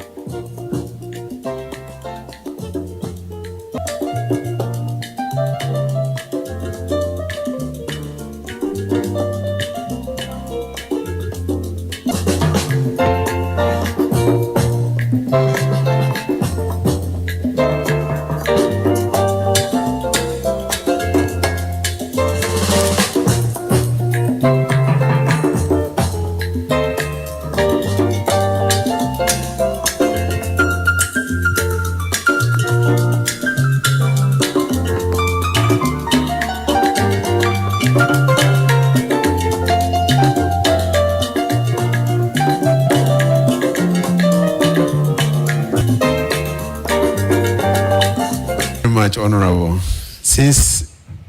please, have you watched the video? Yes, Honorable Chair. Can you tell this committee whether you identify yourself in that video? Honorable Chair, I identify myself, but I saw the back of myself, my hair and a little of my cloth. Oh, so that was not you. Is that you? Me. It's me in the video. Thank you. So can you tell us? Appointments committee. So I was here that day for the vetting of honorable nominees of His Excellency the President John Dramani Mahama. Thank you. Thank you very much. Honorable now Odolesowa, can you tell us exactly what you saw or you witnessed on that day? In summary. Thank you, Honorable Chair. We had carried on vetting to a level, and the next person to be vetted was Honorable Akando. It was agreed that he will be vetted that day. But when it got to his turn, for me, I was sitting there as a member waiting to hear from leadership. And then I saw that the argument started. And so I was watching and seeing what was going to transpire. Then I realized that our brothers on the other side said they were not going to agree for us to continue. And so what I also saw was that they started beating the table and said they were not going to agree, and they were pulling the table that they were carrying chairs for the of the committee to swear in Honorable Akando, which the ranking and his team were also against it, asking that she doesn't do that. And so I'll speak to that point. Thank you. Thank you very much. Honorable colleagues, do you have any question for the witness? Honorable colleague, in your view, from where you are sitting, I know you tend to sit on the opposite side of where I am sitting, where our clerk is sitting. Usually that is your seating position.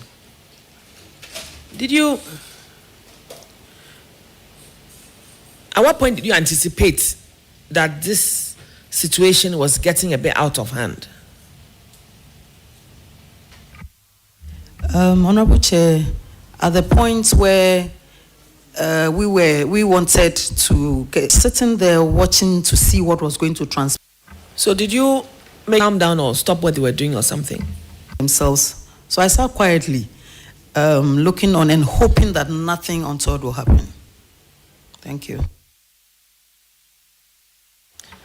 Have you ever felt there were some under the committee members?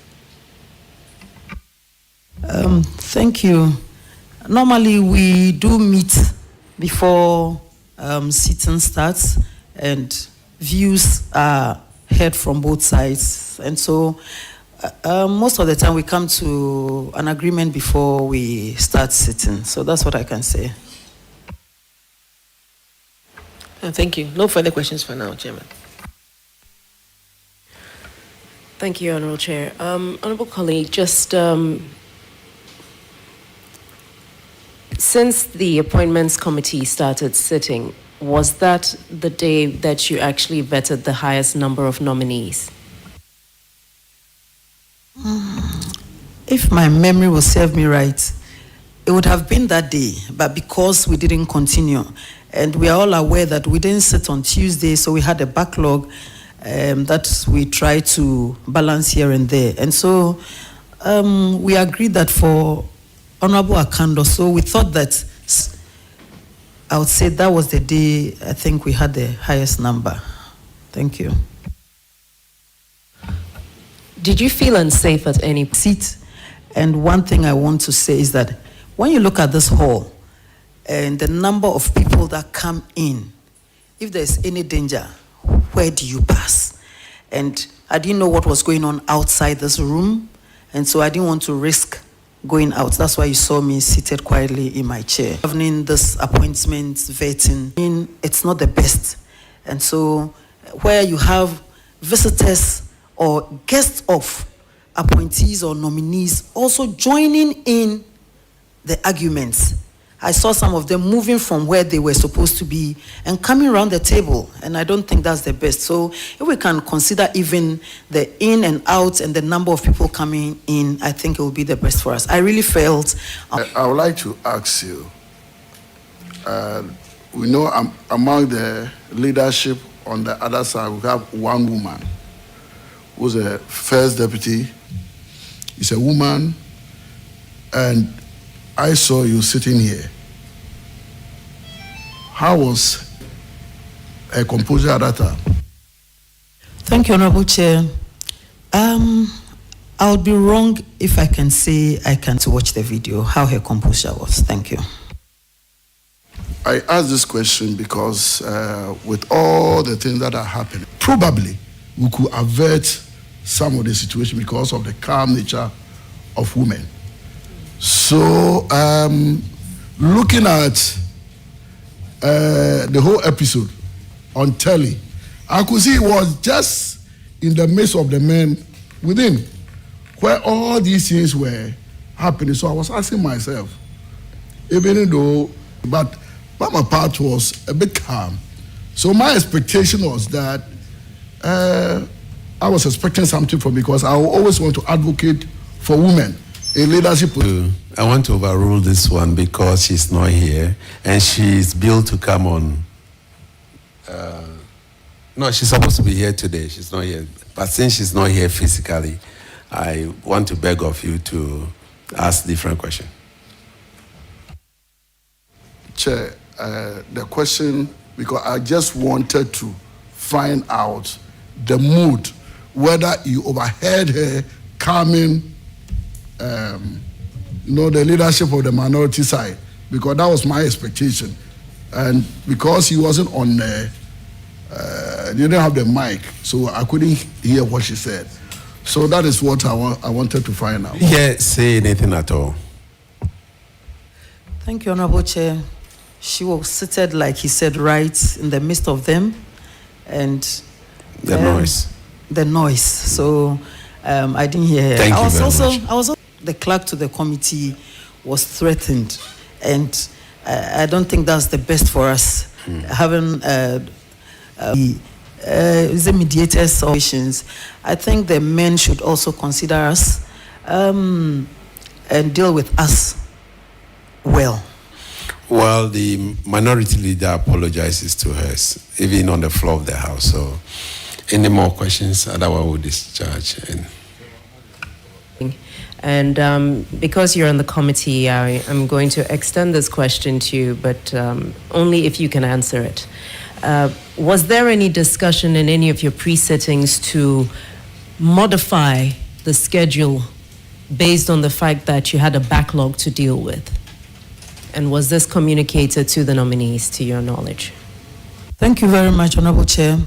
Yeah, we met and then we agreed that we need to modify the arrangements. The line, since some of the questions went very far, I think the time was of essence. And so, in as much as we agreed, I won't say, I don't know.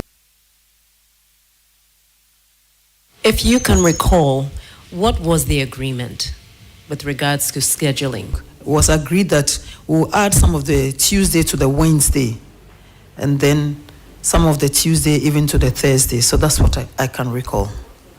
Thank you so much for attending up on the committee. You are humbly discharged. We'll call upon you when the need arises. Can we have Honorable Charles Agbeve? Then after that, we'll have the Marshal, and then we'll have Honorable, who I just won, Emiliata, Minister for Fisheries.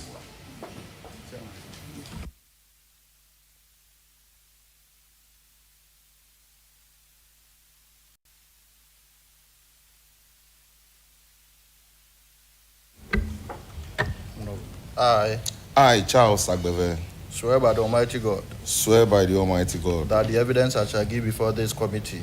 That the evidence I shall give before this committee. Touching the matter in issue. Touching the matter in issue. Shall be the truth. Shall be the truth. The whole truth. The whole truth. And nothing but the truth. And nothing but the truth. truth. So help me God. So help me God. Thank you very much, Honorable Charles Agbeve. You were not here. Were you here when we watched the video? You watched part of it. We've looked at your name in the list. Now, what were you doing here on the 30th of January?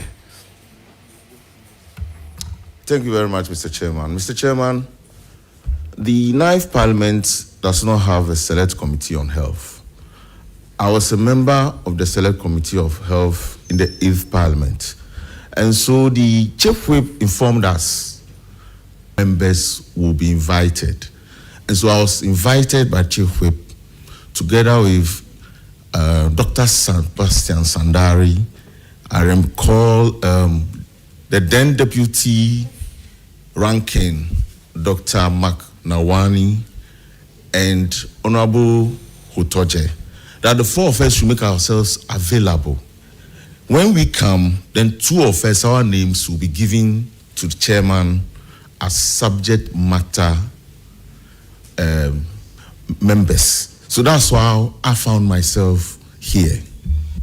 So what happened on that fateful day, since you were here as a member on subject matter committee? What happened here? Thank you very much, Mr. Chairman. Mr. Chairman, I recall I was seated where the Joy FM microphone was. And right after Honorable Nominee designate for transport, he would take his seat. So I took my seat. Next to me was Dr. Sandari, and we were comparing notes, what we were going to be asking the nominee. So when Honorable Akano was called to take his seat, he immediately sat down. The minority started agitating that we won't agree. We won't agree. Then the chairman requested that the clerk administer the oath. Immediately, he asked the clerk to administer the oath. The minority leader started yelling harsh words at the clerk. That you, the clerk again, you again, you partisan watching. Then arise. Now, when you have more than 2 microphones on, no other microphone can be switched on. So it was difficult to actually block the administering of the oath. You said that was a strategy they used to block. Yes, because who used that strategy to block? Honorable, the minority chief whip, he quickly pressed on the consoles, and once I come, whatever he said was heard loud, because he had his microphone on, he had the second one next to him on, he had the third one far away from him on. So anything he said was now loud, and all of us were hearing it. Then the pulling of the table started. In fact, the first thing that happened was the pulling of the table. When the table was pulled, the chairman was still seated. The console right in front of him is where you are, where your console is. It's exactly where.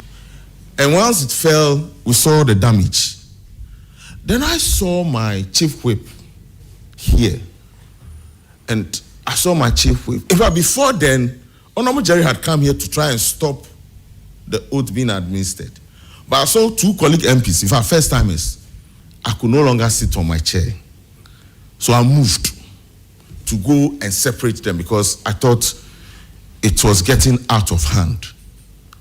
When I got there, I seen majority leader already there separating them. So now the oath can be administered. It was there I realized that, the thing has gone beyond just switching on the consoles. If you watch me, I was asking Honorable Akando and the clerk to try switching their own on because I had fixed 2. But they could try it, it was not working. So I tried the third one. That was when I saw the table coming towards me. I sat on the table because it was going to hit me actually.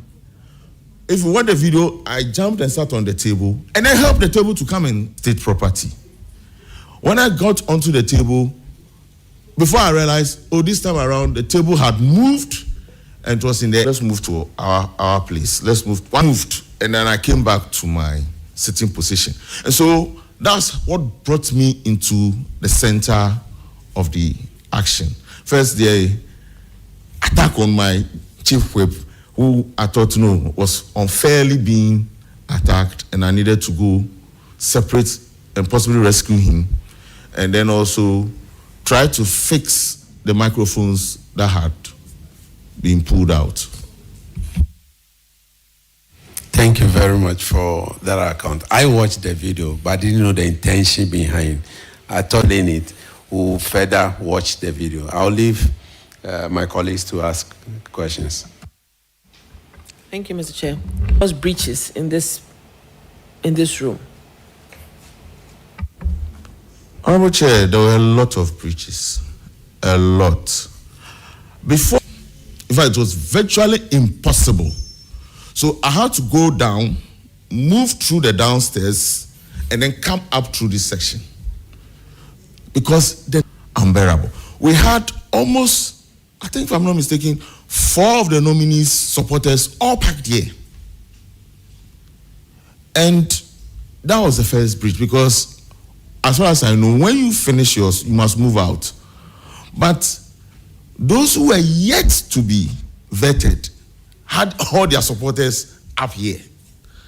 And that was the first breach I saw. The second breach I also saw was we were too many in the hall. This is the first breach was outside. Inside the vetting room itself, all the alleys of where the visitors were supposed to sit were packed. People were standing. And I thought it was just too much that day.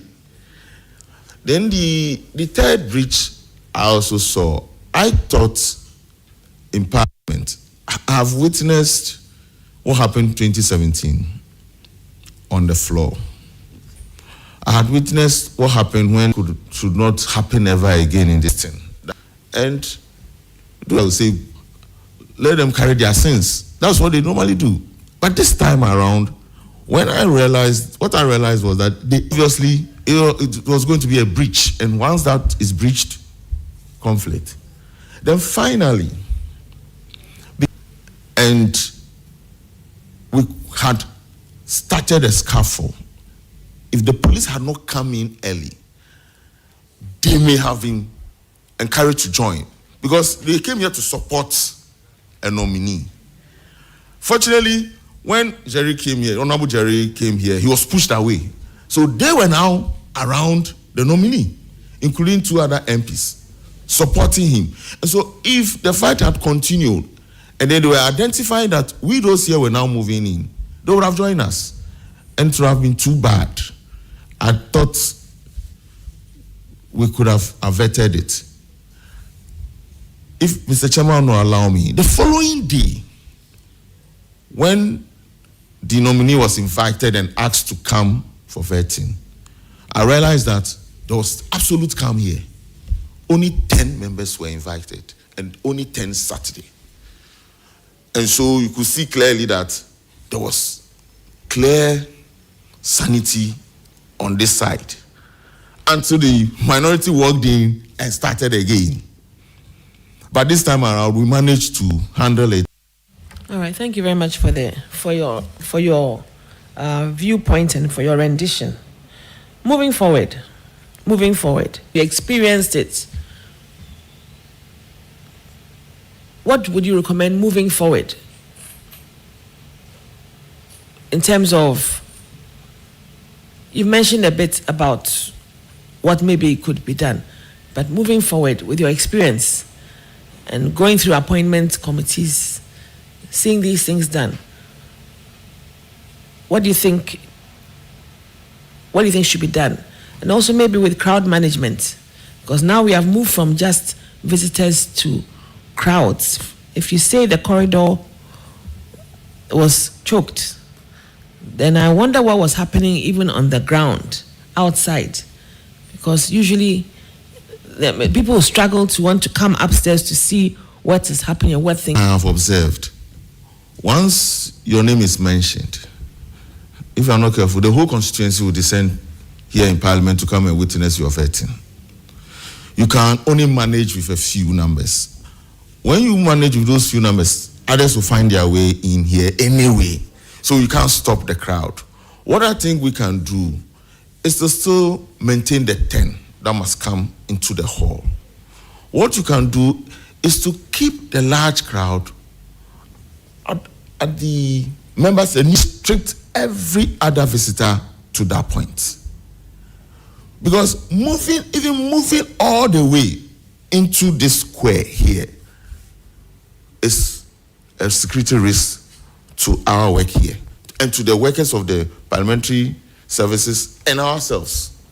But when you keep them down with a very big screen where they could watch what is going on here live and where they can be entertained and refreshed, I don't think we'll have too much problem. The crowd management will be far, far, far, far better. And that is one recommendation I think Parliament needs to look into moving forward. Because whether you like it or not, you can't stop the crowd. They will find their way here at all costs. Thank you very much.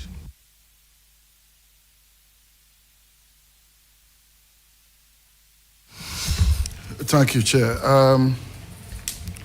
Honorable, let me find out from you. I've vetted the situation if the police had come in earlier. The situation would have been much better. The situation would have been much better. Before the police came in, I saw the marshals, the two, but they were helpless. What I saw they did quickly was to get the chairman out. That's the first deputy speaker, to get him out and protected. Then they came back to see how they can manage the situation before the police came in. The presence of the police tried to calm down the situation. First of all, by stopping others from joining in, and then also trying to stop other government properties from being destroyed. But our minority colleagues were putting chairs on the tables. And when our colleagues removed them, they put them back. Them from getting further consoles destroyed. And so I thought the response of the police could have been much quicker. Then number two, there were police around. But these were bodyguards of MPs. And so they are restricted to certain situations. And so they were interested in protecting their MP than coming into set of the separation until the police from the unit, parliamentary police unit, came in. Were you okay with that?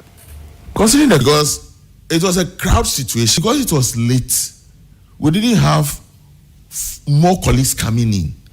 We, those who were here, and a few who later saw what was happening, that came in. But by the time they came in, most issues have been resolved. By then, majority leader was talking to them. Absolute sanity prevailed. But the police were also a bit careful. This is a member of parliament.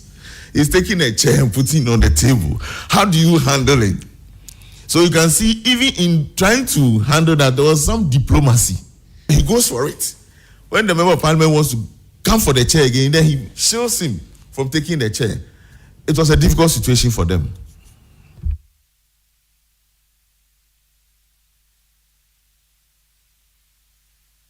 Honorable Member, I saw our revered citizen, Honorable Ostingame.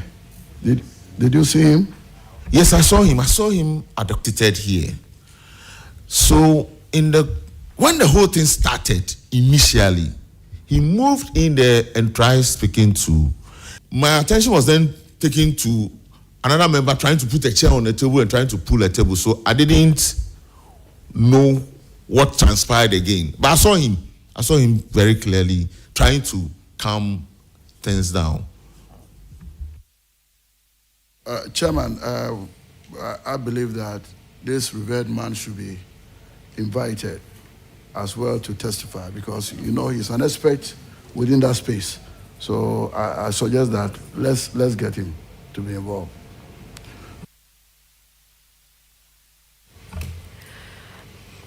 Honorable Chair, thank you.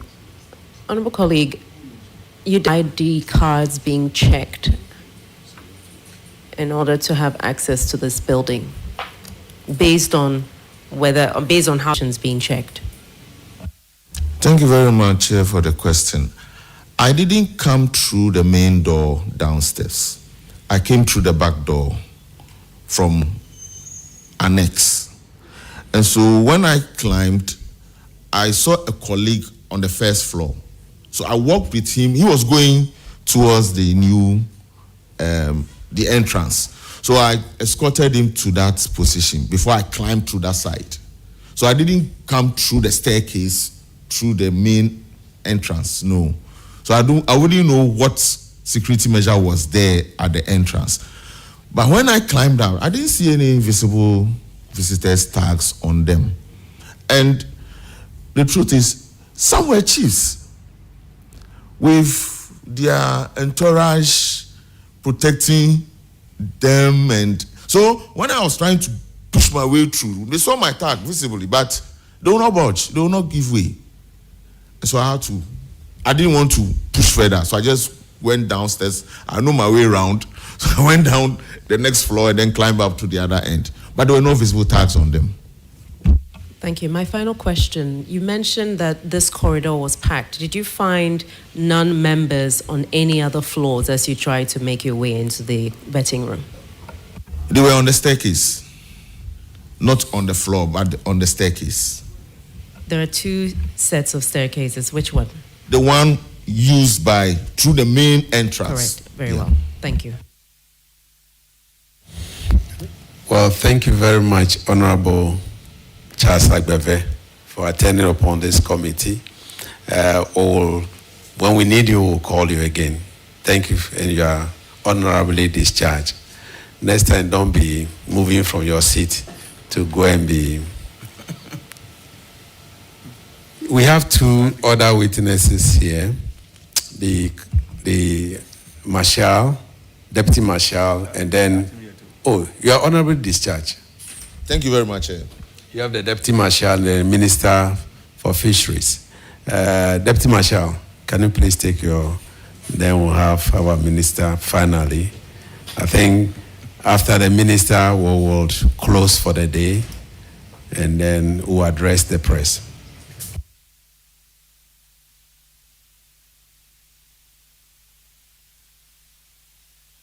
Wing Commander Frederick Bauer.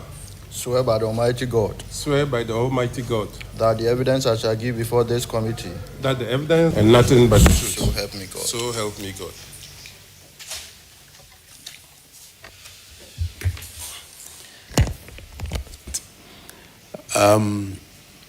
You were here when we played the video. Yes, Mr. Chairman. Wednesday and today. Yes, Mr. Chairman. Did you see Wing Commander Bauer retire in any of the videos? Mr. Chairman, I did. So that means that he was here on 30th of January 2025. Yes, Mr. Chairman. Deputy Marshal, can you tell us what happened on that fateful day from your point as Deputy Marshal? Thank you very much, Mr. Chairman. The day in question saw a lot of supporters of nominees filling up virtually every around the funeral grounds areas, and some of these were prominent people, and I'm even suspecting chiefs. It was that. So on the evening of that day, we had put in place measures to make sure that only nominated people would come up to this room. But then, what we suspected happening, we were coordinating all the efforts we had put in place, but then chiefs would come with entourage,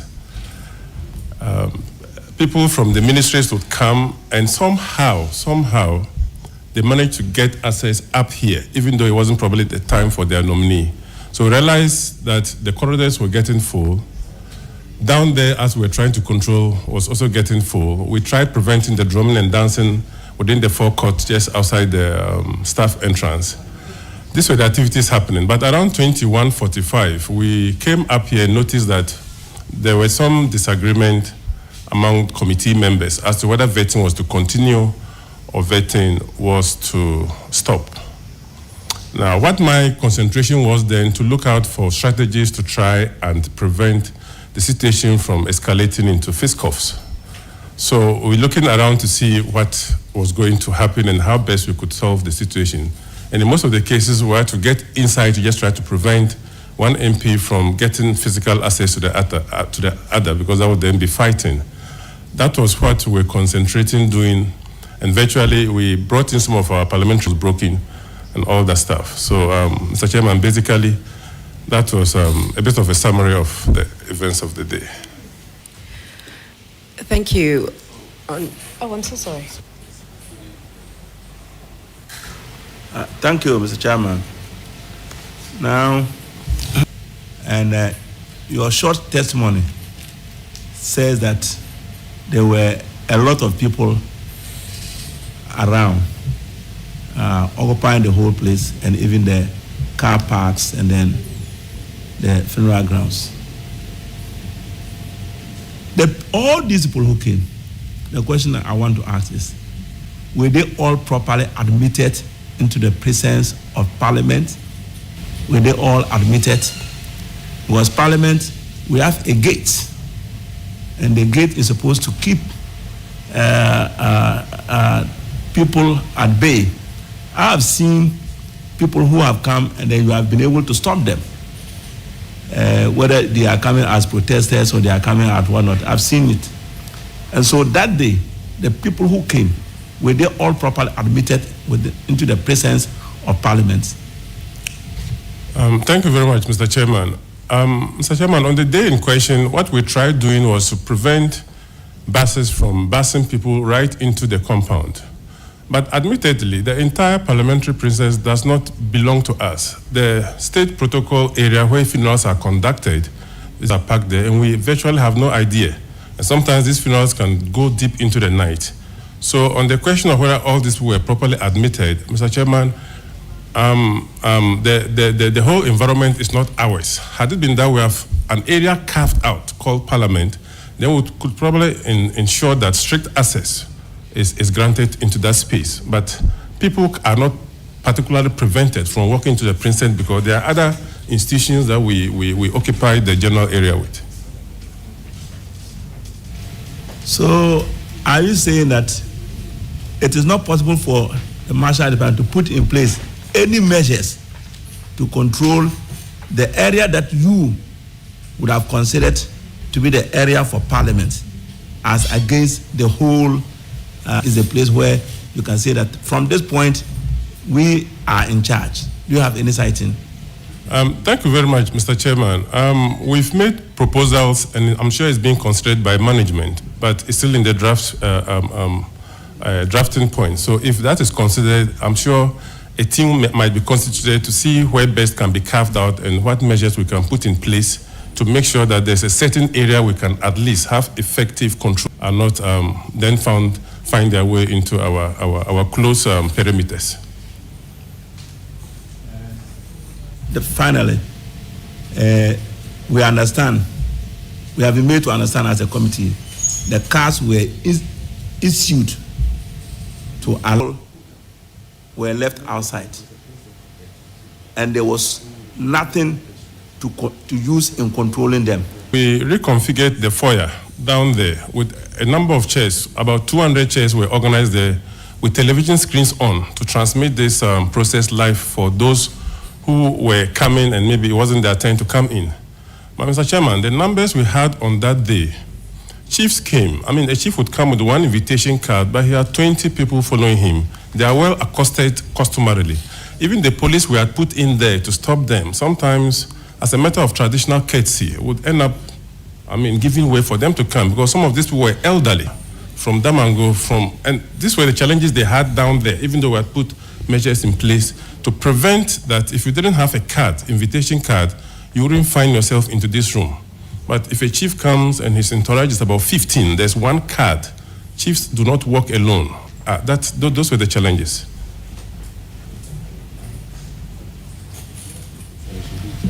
And so, would you say that the scheduling of the nominees in terms of the numbers for a particular day contributed to the large number of people who were around? Mr. Chairman, I may not be able to talk to the scheduling of nominees on that day because my concentration was how best we could keep order here and make sure we don't have things escalating. Well, Commander, just out of curiosity, is there an official document that is handed over to them, any nominees? Thank you very much, Mr. Chairman. The understanding is that only invitees, people who have been given invitation cards, and these cards are supposed to be 10, are the ones allowed into the vetting room to support their nominees. But Mr. Chairman, this is the people's house. If visitors say they are coming in to visit their MP, it becomes difficult for us without prior authorization to deny them that access. What we've noticed is that they say they're coming, unfortunately, sometimes with the support of the MPs.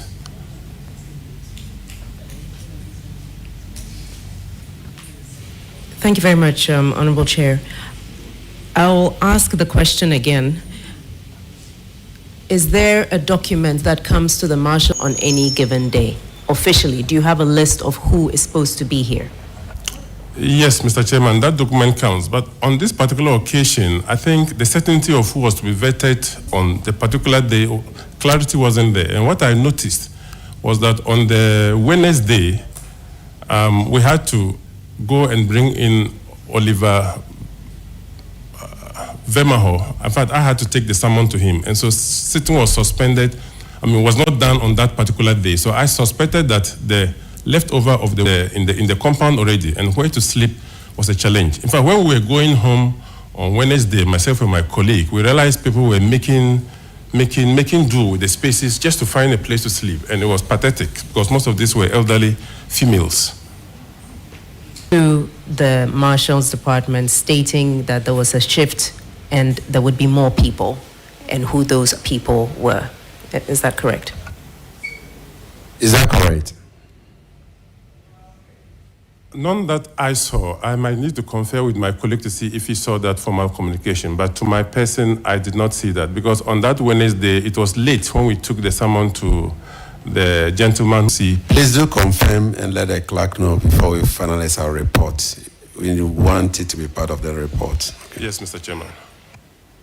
Thank you, Honorable Chair. I would like to find out granted. And that's the normal visitors procedure. Once you enter the premises, you are directed to the Parliamentary Visitors Center, where some details of yours are taken, and then you are given a visitor's tag.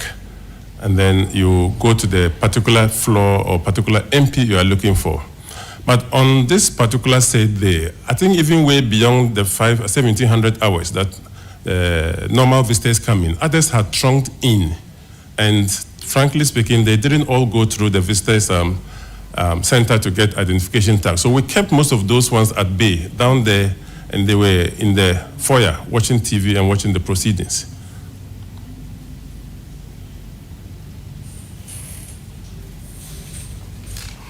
Thank you, Chairman. Just one question. We also a stranger among the peacekeepers. He said he was there as a peacekeeper. Let me ask you in future, would you recommend that we move the vetting process to a more secured places, especially Job 600 up there, if we can move the vetting process from this place to a more secure place so that it may restrict the number of people. Naturally, it will be easier to control than an open space like this. Thank you very much, Mr. Chairman. I wouldn't say anywhere in Job 600 will be more secure than here. But talking about a more secured venue where crowd control measures could be firmly is being looked at. So I'm sure when some consideration is given to it, communication will go up to the board and supposed to provide security to members of parliament as well as the precinct and properties of parliament. From one end to the other, to the extent that he was even, okay, so I'll leave that one. Now, did you notice that there was a stranger in the house? Mr. Chairman, personally, I didn't until today. The fact is that our security personnel are all not still very familiar with all the MPs, especially the members coming in for the first time. And so we had encouraged all of them to always wear their identification tags. But, Mr. Chairman, unfortunately, some of them just do not wear those tags. Because when you wear those tags from a distance, our security personnel are able to know whether this is a staff, or this is a member of parliament, or this is a visitor. So we'll probably also still use this platform to appeal that even if it's difficult to wear, but we keep encouraging that you just wear it for us, because it's difficult to identify everybody. And myself and my senior colleague, we could not be in one place at all the times. We divided the work. We're going around to supervise the measures we've put in place. So unfortunately, I did not notice that stranger. And in fact, I didn't even know until he happened. Marshall, do you think that perhaps your response could have been quicker? When the chaos started and you entered, you were not in the room at that time, were you?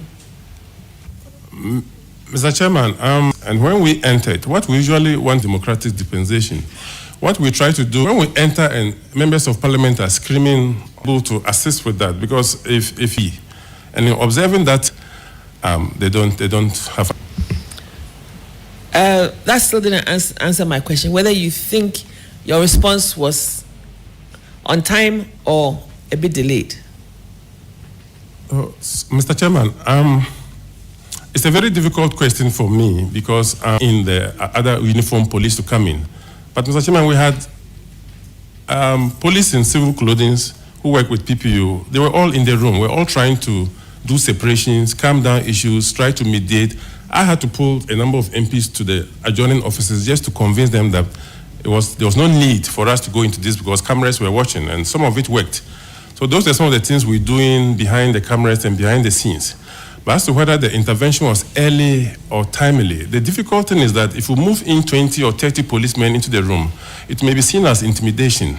It may be seen that you're trying to intimidate the process, and so you are not trying to allow the process to take its normal course.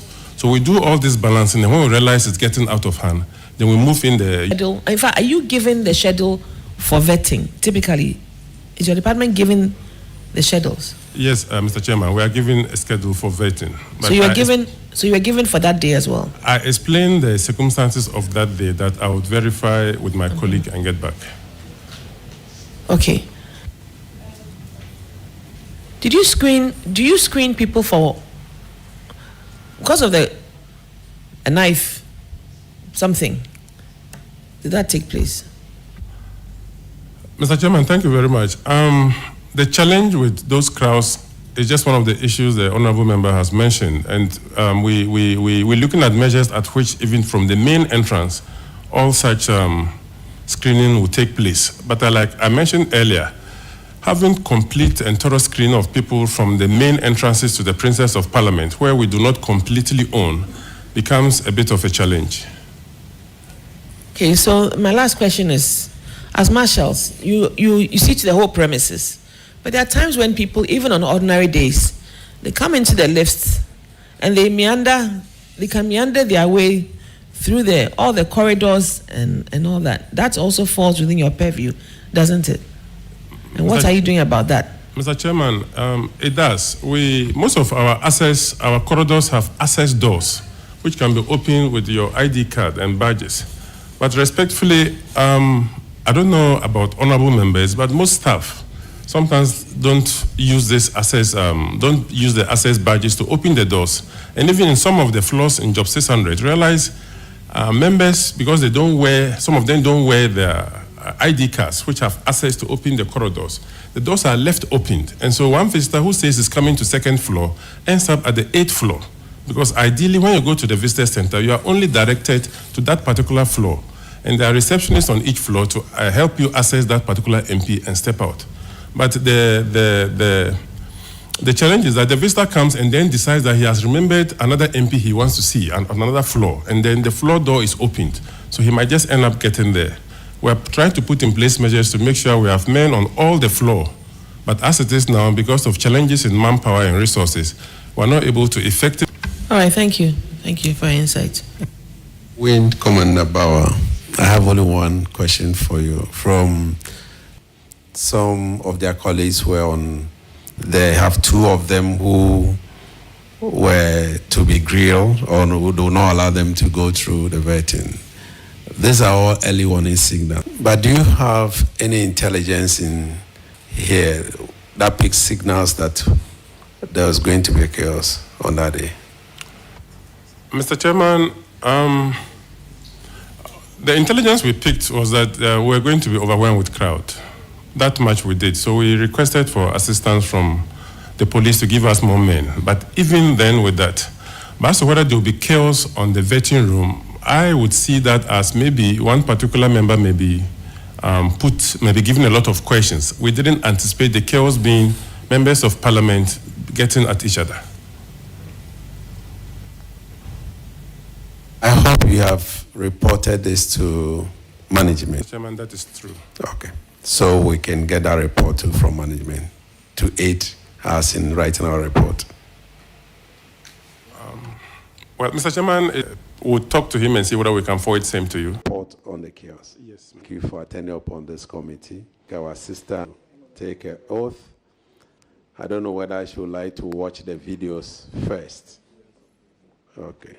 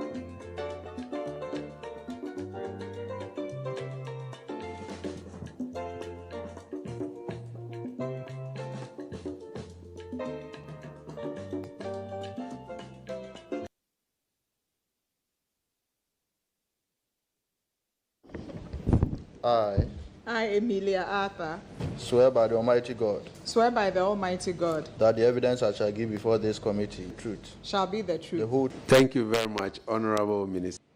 That is conducting a full-scale investigation into what happened here on the 30th and 31st of January. I hope you have watched aquaculture. Yes, Chairman. It was Full day. Thank you, Mr. Chairman.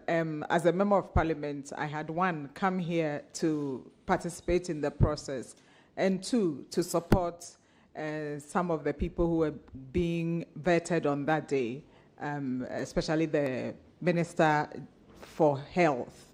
And I think there were a number of other people who were supposed to be vetted that day. So I'd come here to give moral support. Thank you, Mr. Chair. So can you brief this committee what exactly you witnessed on that day? In brief, summary. Thank you very much. So I was sitting right here to my right, where this gentleman was sitting. And one vetting had finished, and we're getting ready for the other one, particularly Honorable Akandos. And so the usual practice is the nominee will be invited and will take the oath. So we were like, clerk, administer the oath. And the clerk was straight-faced and can you administer the oath so that the vetting will start? And she said, I recall. She said, no, I am waiting for instructions from my leadership.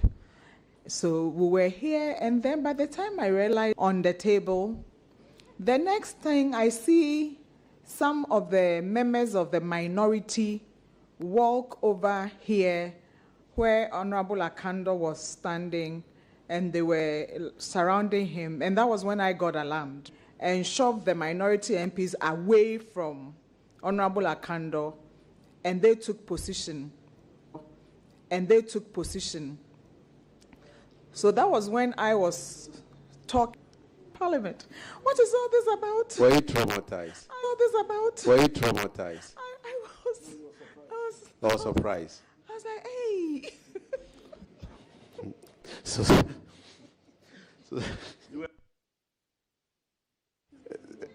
Not frightened. We've seen some before, but I did not, for the life of me, expect that from having just finished one vetting, one person, and we're just moving on to the next person, and suddenly all hell breaks. All hell breaks loose, and I was amazed to see a whole member of Parliament carrying a chair and putting it on the table. The next time I saw pushing tables away, I saw a microphone being shifted away. I was, and in all of that, what amazed me was the sitting down, so very professional. I mean, she has class.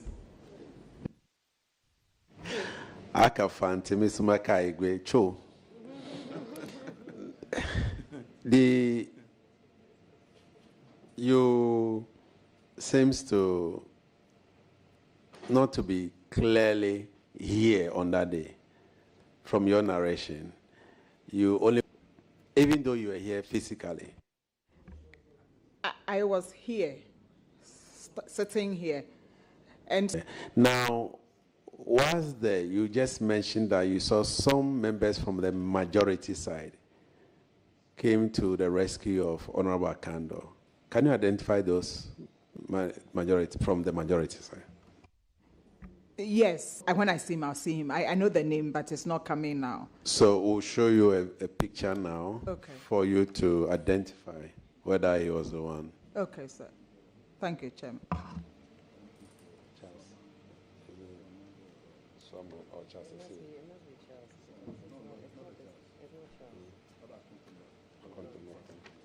MP for appointment.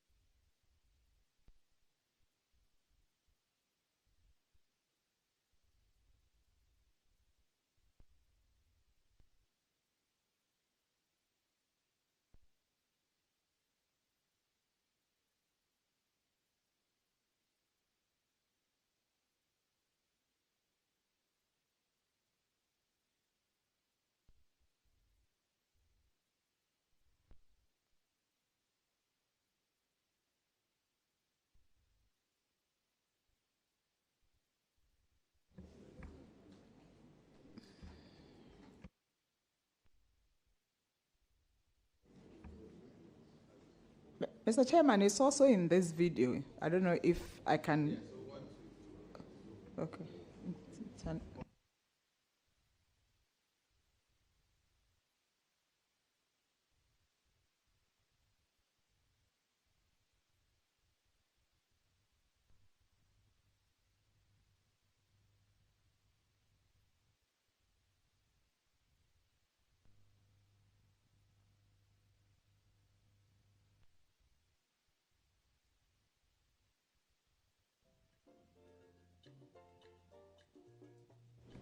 So, Mr. Chairman, one of them is Mr. Kwame Pius, the Sefia Kontomra MP.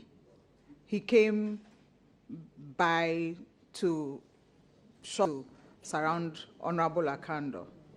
Then there's a second one I can see in the video back. His picture I haven't seen.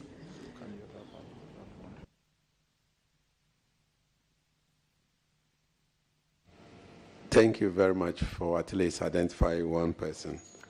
Now, honorable colleagues, do you have any question for the witness? Thank you, Chair. I want to find out. You said the honorable member for Akontomra came to give some protection. Was he under any threat at that time? And who was that person? So, when the scuffle started, the round were saying to the clerk, administer the oath, administer the oath. And she was like, no, I'm waiting for my leader. And then the front there became, hey. Then two minority MPs moved to Akontomra, to the majority MPs.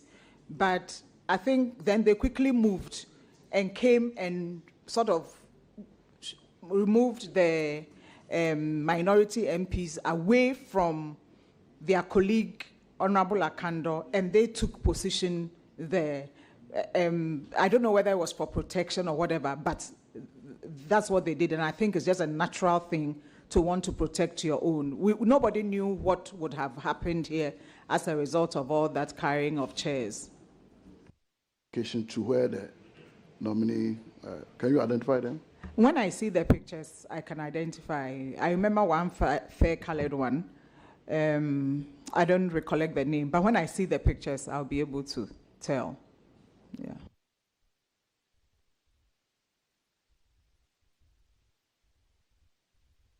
Would like to show you some pictures if we'll be able to identify that person.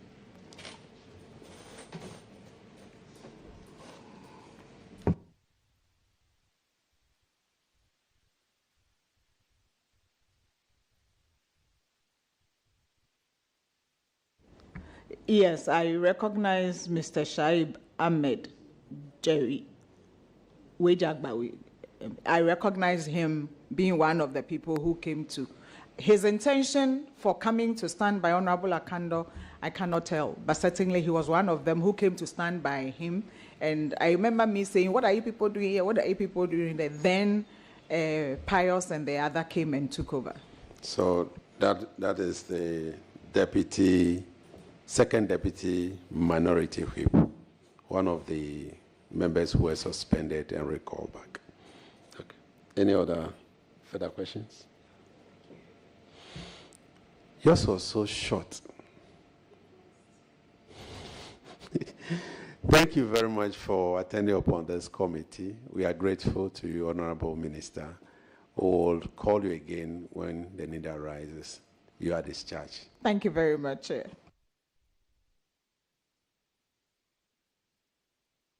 So, honorable colleagues, we have been able to take witnesses, about 10 out of the 18.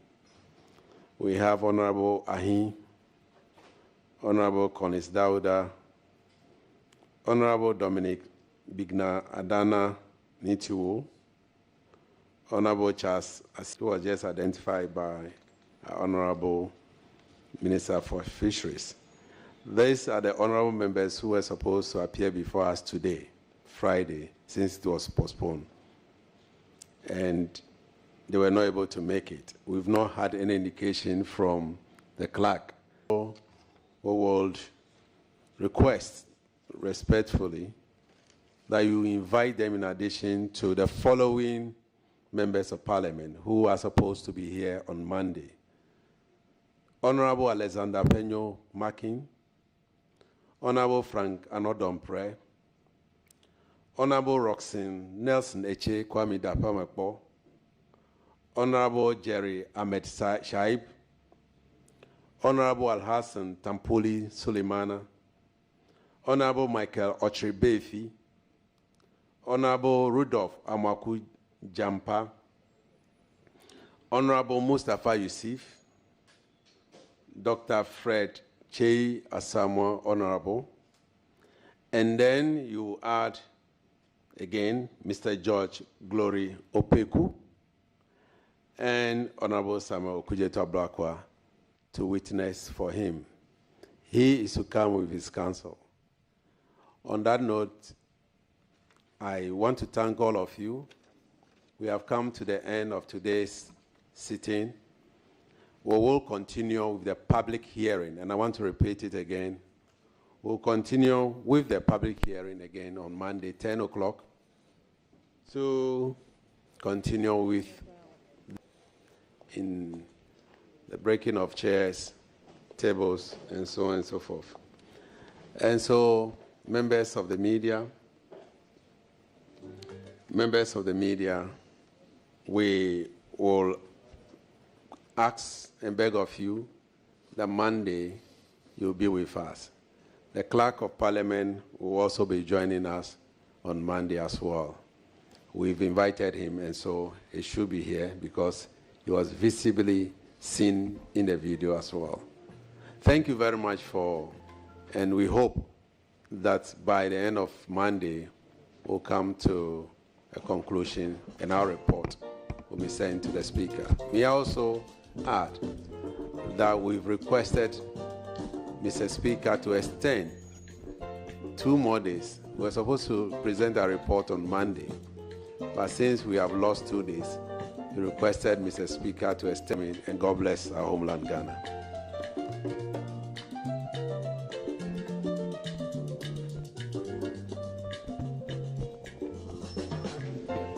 Okay, so it's been hours of questioning some witnesses who were present during the chaos that happened on the night of 30th January 2025. The chaos that the appointment committee, it happened in the during the vetting by the appointment committee.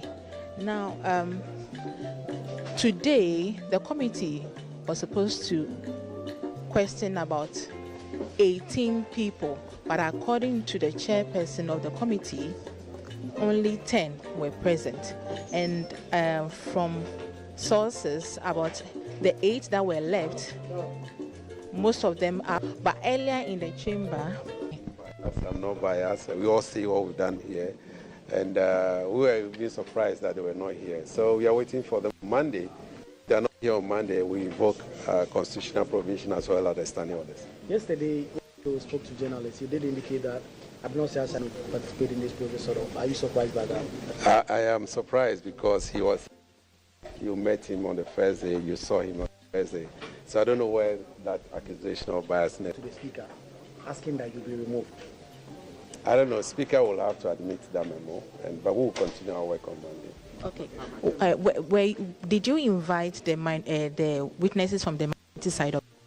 What was it? Everybody has been invited. You quite remember on Wednesday, I even mentioned that one of them was coming until the person sent us a text message that he was not going to come. But yesterday, Honorable Bina was with us at the meeting. We all agreed.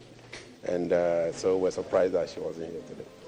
Chairman, is their non-participation affected, the today's proceedings? No, at all. You also what happened. We will continue our work until the Speaker says, otherwise. So we'll continue our work. Chairman, the accusation is that you threatened to beat up some members, for which reason they are accusing you that you are biased and you are prejudiced against them. When we sat at the majority side, and a journalist asked me, "Oh, what happened? Why were you sitting there?" I said, "Oh, we are sitting there because the speaker has given us, or we're there because it was a directive." And so, what will you do next time? I said, "Well, come and sit on my seat. I'll beat them." Is that a threat? Did I say I'm going to beat them? And have I beaten anybody? As compared to people breaking. To shift the blame on them, and that you think they are solely responsible, and just the hinge on your media engagement, your media interviews. Well, that is for them to decide. But for us, we'll continue our work. Whatever they say, through the press conference, whatever it is, we'll continue our work. Did you have the commitment from them, as of yesterday, that they were going to be present? I'm talking about the NPP members of the committee, because today they are singing a different tune. That shows the hypocrisy of our colleagues. Because if Honorable Abena, so we have 7 members committee and 5 of us are here. 2 of them does not mean anything. I mean, we have quorum to conduct business, we have numbers to take decisions, and we'll continue to take our decisions. Finally, for me, do you have assurance that the members you have invited from the minority side will show up? We know for entire of the videos and what really happened here. And if we call your name, you are not here, we'll show what you did and what they did. And Ghanaians will be the best judge if our report was right or not. During your last meeting, did the marshal come here to tell you that a speaker is asking that you suspend hearing? Well, that's the past. We talked about this already. It wasn't marshal at all. It was the clerk. I spoken to the clerk, and the clerk has asked us to continue. That's why we are here. Them as hypocrites. Don't you think that flows? Well, if you were here yesterday and you gave us all the assurance that you'll be here today, and you were here, one of them, actually, who today he's same person. I mean, how best will I describe the person if he can tell us? Yesterday he called me. I saw the call whilst we're engaging that he would not be able to make it, and then all of a sudden, without talking to me, you went on air that I've been biased. You best describe it. The speaker directed you to hold in-camera settings. No, the speaker actually told me in person when he called that we should continue with the public hearing. Otherwise, initially, we all agreed that we said the second leg will be in camera, but that has been overruled by the speaker. So we'll continue with the public hearing. So what do you make of? Thank you. Let's get another member of the committee. I'm very surprised because Honorable Anyimadu was here, and we were in a meeting when he decided that he wanted to recluse himself because he's had a call from their leadership. Honorable even gave assurance that once they've not officially written, they wouldn't want to take any instruction from whatever quarters because they needed written instructions. And once he's not here, that means they've officially written to them that they shouldn't be part of this committee. I've always said that if you have nothing to hide, you have nothing to fear.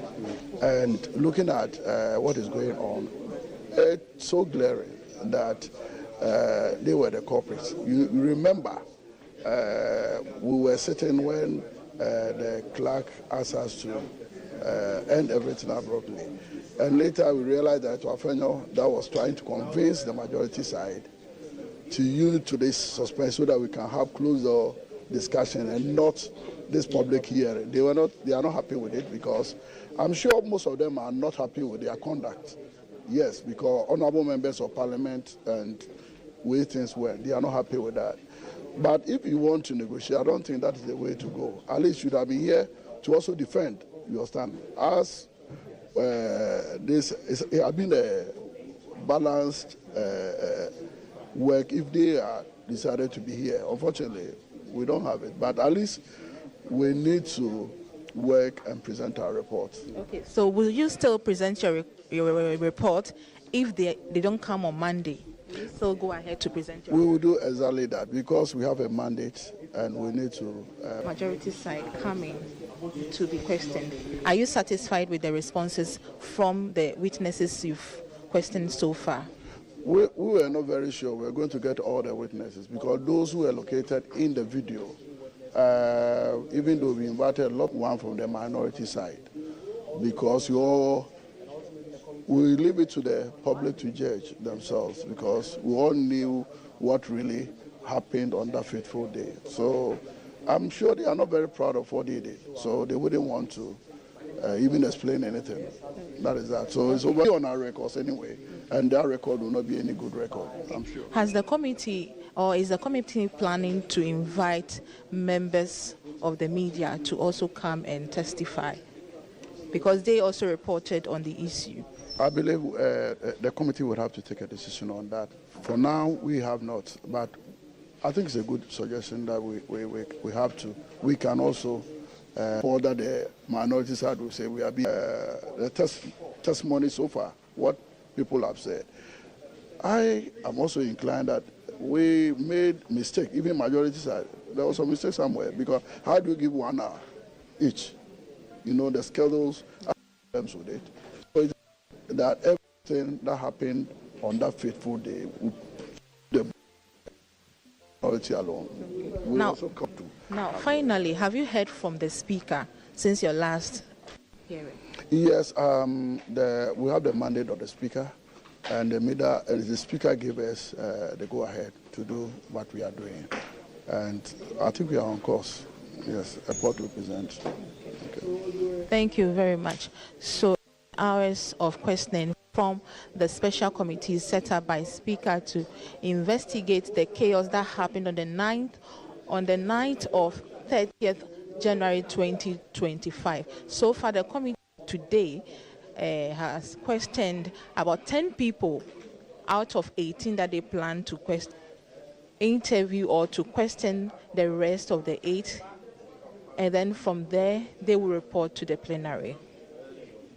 So it's been hours of questioning, and we'll bring you more when the committee sits next week. My name is Rachel Korte, parliamentary correspondent for GBC News.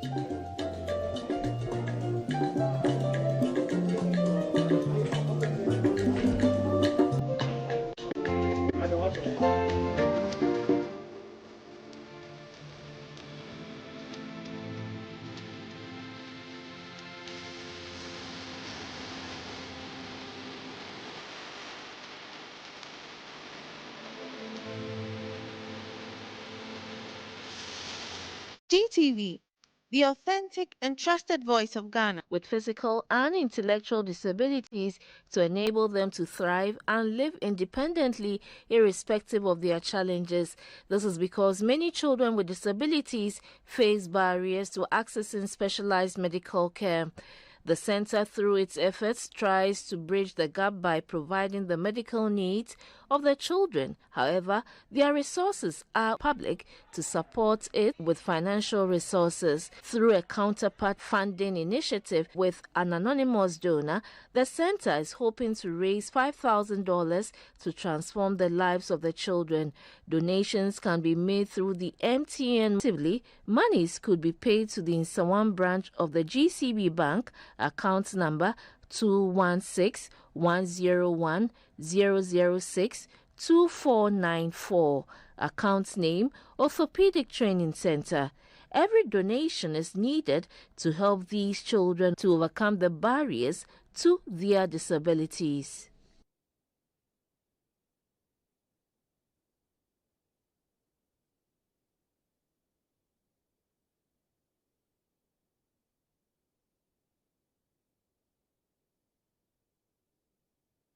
So we're talking more about the Orthopedic Training Center in Nsawam, and we have in the studio Sister Elizabeth Newman.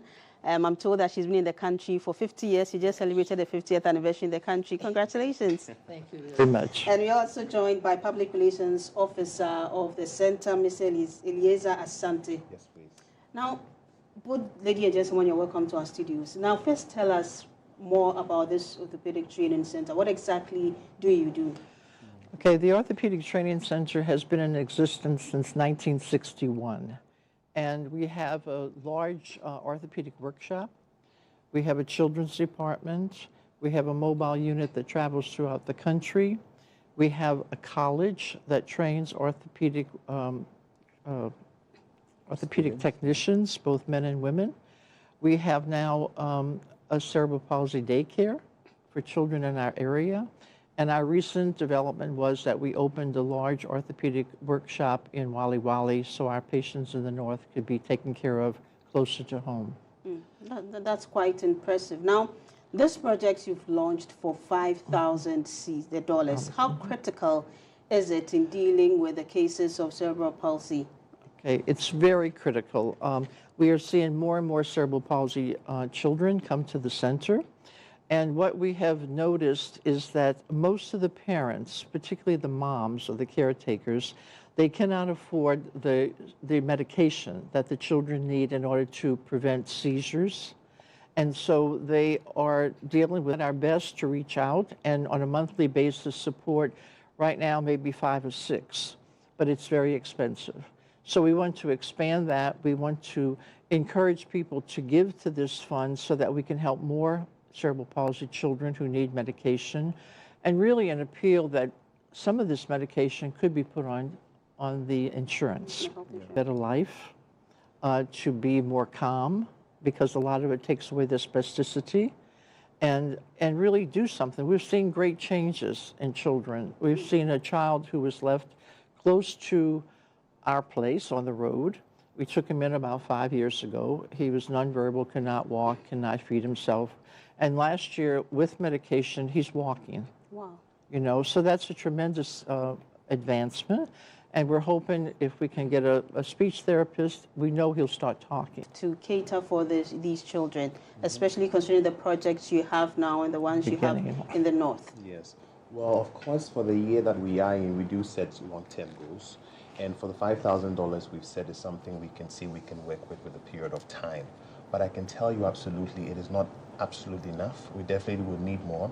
But since it's a matching grant that has been given to us, we are in the span of $5,000, and that's what we are planning on working with now. And it's going to go a far way of changing the lives of children who have cerebral palsy. Not only kids with some physical disabilities. Yes. What do you do for them as well? So because we have an orthopedic workshop, what happens is we make appliances that help them with their mobility. And these children who are physically challenged do come to our end for the support. And in making these appliances, it helps them to work their academic needs as well. But delving that deeper into the health is going to help them with their mobility, with their speech, being able to walk and function independently as well. Now, this center has been operating for 60 years, if I got it right. Yes. And I'm sure you've had some challenges. Tell us what are some of the challenges you've been experiencing over the years? Well, I can tell you one system. The schools are not equipped. They do not have facilities for the bathroom as well as facilities to care for the children. And we're fighting a lot of cultural beliefs. And so that's a real problem. We do have children at our center that attend school outside. There are about 13 of them, but they're all in private schools. And we have worked hard with those schools, and those schools have been open to our children. It's also a way to educate the other children in school, that children with disabilities are normal, except they walk in a different way. The other thing that we faced recently in the last 2 or 3 years is that if we have children and mommies with us, and they have to go find a place to live, particularly with a child with cerebral palsy, and I have a woman with me right now with a child that we had to give accommodations to so she can find a place because she was not wanted where she was renting. So that's a big issue right now in our area. That's really sad, and we hope that the relevant authorities take some action to ensure that there's inclusivity in everything that we do. But in terms of supporting this cause, how do we get to support? Well, to support, it's very much easier. We have our bank details that we put outside there. We also have our mobile money details that we've put out there. But I always tell to people, if you come to the Orthopedic Training Center to come and realize exactly what we are doing, you can come in anytime. Come and see exactly the works that we are undertaking, and you can support once you are there. Once you are there and you see exactly what we do, you're going to be touched, and you realize how impactful the center has been helping the physically challenged people in Ghana for the past 61 years and above. Okay, thanks so much. Your final words before we take leave of you, or you take leave of us. Well, I think the final word is that please do all you can to learn about children with disabilities, because it can happen to all of us. When people come, and even when they bring children from schools, I always tell them that, you know, sometimes these children were just living a normal life and they were knocked down by a car. or they had a high fever and now they have problems. It can happen to any one of us. And I always give the example of our founder. He set up the place. He was an excellent founder and such a gifted man. But before, years before he died, he had a stroke. He had to learn how to talk. He had to learn how to walk.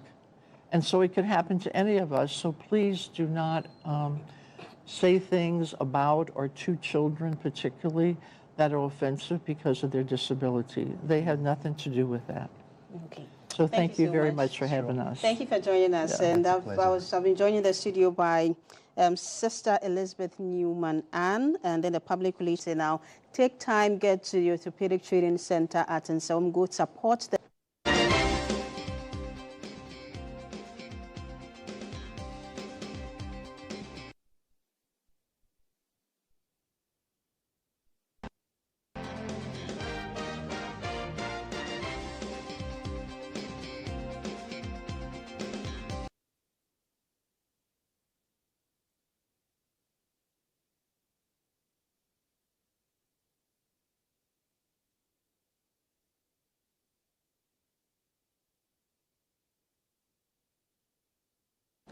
Now, welcome back. We'll move on to President John Mahama's thank you tour in the Central Region. Now, speaking to the chiefs and people of installed Anumabo Fisheries College, a project envisioned by late President John Atta Mills in 2008. The institution is designed to advance agriculture education and research in Ghana to serve as a foundation for the nation's blue economy.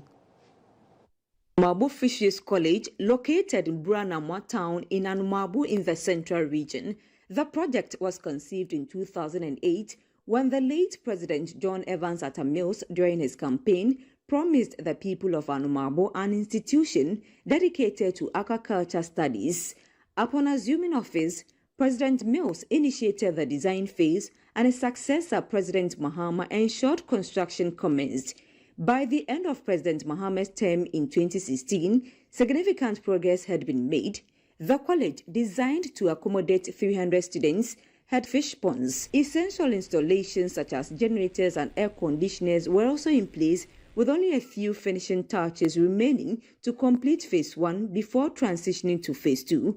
However, the project was abandoned in 2017 after President Mahama left office, leaving the infrastructure over 85% complete and unused.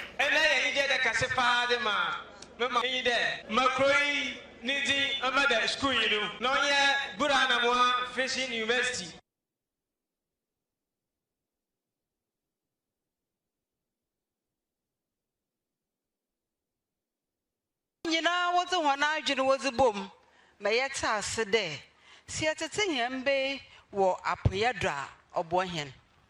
A man I owe me a pui no the way. Oh, ya Daniaka cranum, yet if you be no crum. A bishop on no pano or a kitty be. Into no I done a miribia or yanam, my hands see a quoto be. Na hands a cacra the way, yen to me pay. Na ya bounce so that, the may yimano. Addressing concerns over its abandonment, President Mahama expressed regret, attributing it to partisan politics, which he said has stalled several government-funded projects nationwide. Sa japadea Ghana for eto akum yeja esi hose block bia wo na ne generator or borehole air condition bibia e wo dinum akakakra na ewie Phase 1 ansa ne atoa Phase 2 no so nti abra ye campaign mekan we ye ba kope example of abandoned project ban for ba ayese o ye toa so a enimunyam no enye ye dia ebeba party foforo eho nti ye ntoa so yes na provocasm ye say we are cutting our nose to spite our face enti ne share bosses enyame adoma project bia Ghana for tour akum eye NDC na shase ana MPP na shase yen ya ban no ye be pesika ne atoa so. President Mahama also assured that he would secure the necessary financial approvals to operationalize the college. Ebiedri enya de eden akase eden konya ne addition for table ne ade ebesisim na yenya ampa ama students na atrem na ne teacher for the Asia do na eka ho no. Professor Mills ne vision na owo and it says sa campus ebeye University of Cape Coast on Krabatan Bako. In the Faculty of Agriculture and Ebeshe Sa Fisheries and Aquaculture Jume of Agriculture and Ebeshe Sa Fisheries and Aquaculture Jumeso. Where your flagship of Sa your blue ocean economy manifesto promise. The Minister of Fisheries and Aquaculture Development, Ms. Emilia Afa, pledged her commitment to ensuring the college is fully completed and put to use.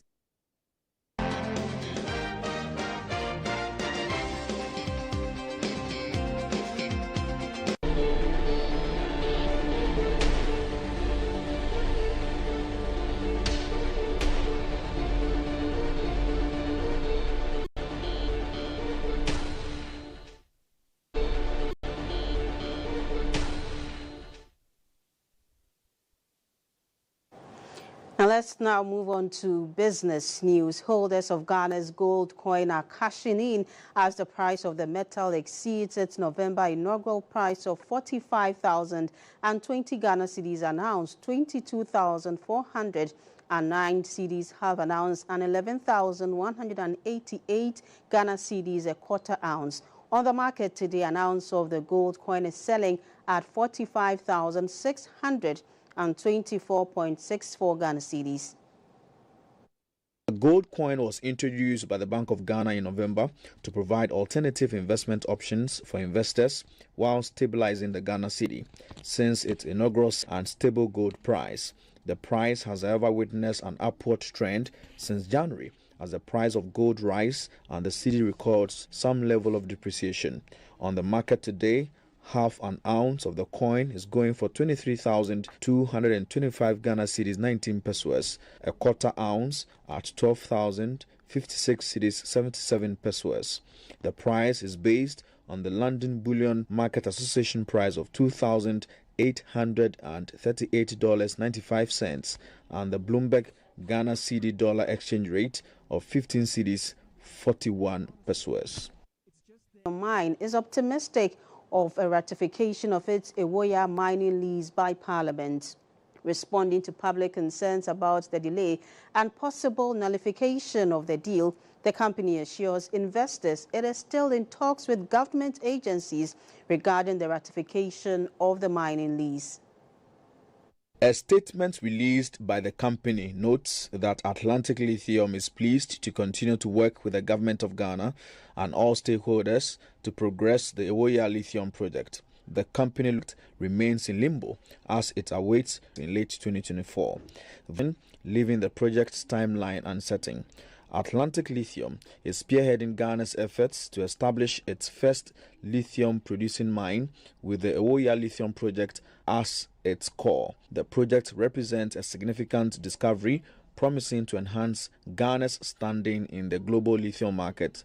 Lithium, a key component in battery technology and renewable energy solutions, has become increasingly valuable in the global transition towards sustainable energy. Of its managing director, Mr. Al-Hassan Yakubu Tali, effective February 5, 2025. The decision follows the director on December 1, 2022, after previously serving as deputy managing director since August 2017. A statement issued by the bank indicated that his strategy, which contributed to significant growth in capital and assets. According to the ADB, his leadership played a key role in stabilizing the bank's capital in Ghana cedis, bringing stability to the capital of the bank. The statement added, his administration also prioritized recovering non-performing loans, leading to improved financial performance and the reversal of prior year's significant losses. The board, management and staff of ADB have expressed their appreciation for Mr. Yakubu Tali's contributions to the bank.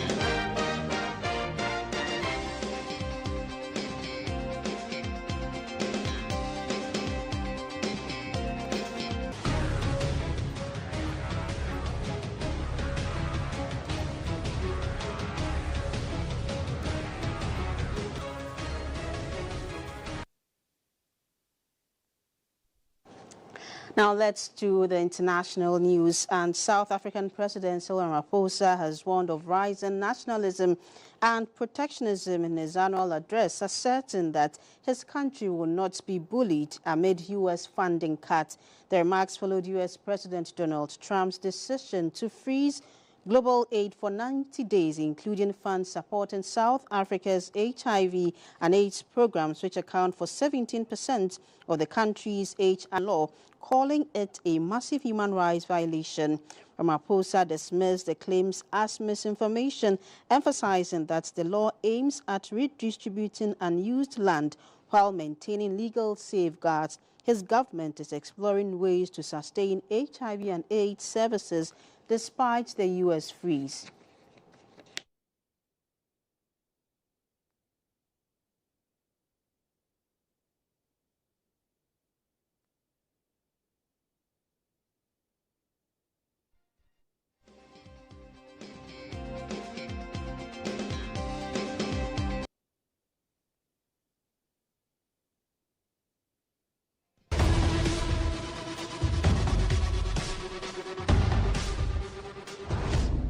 Let's get the latest in the world of sports. In the senior national women's football team, the Black Queens will step up preparations for the rescheduled 2024 Women's Africa Cup of Nations, WAFCON, with an international friendly later this month. The Black Queens will face North African side Morocco in an international friendly on February 20 for the rescheduled 2024 Women's Africa Cup of Nations, which will take place in July. New head coach came last, Jokedrin, who was appointed last month. The Black Queens have not played either in Tunisia due to financial challenges. This game offers the Swedish trainer an opportunity to assess the squad as Ghana prepares for their first Women's Africa Cup last year. However, the CAF Executive Council resolved to move the tournament to this year. The 21-day continental event will commence on champions South Africa, Mali, and Tanzania. Now we'll do a bit more on women's football because the National Women's Premier League continues this weekend with match day 11 fixtures at the various match centres. Here are the pairings. In the Southern Zone, Efifini Warriors will take on Halifax Queens.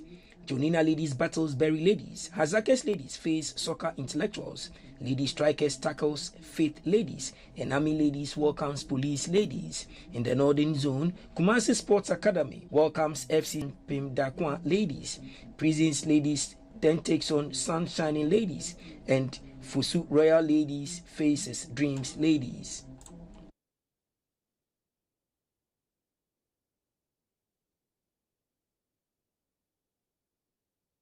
Step towards addressing safety and security concerns in Ghana's football stadium.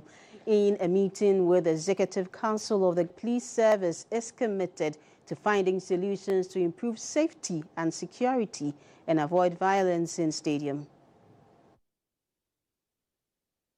Dempsey and Asante Kotoko, which unfortunately led to the death of Iya Frimpong.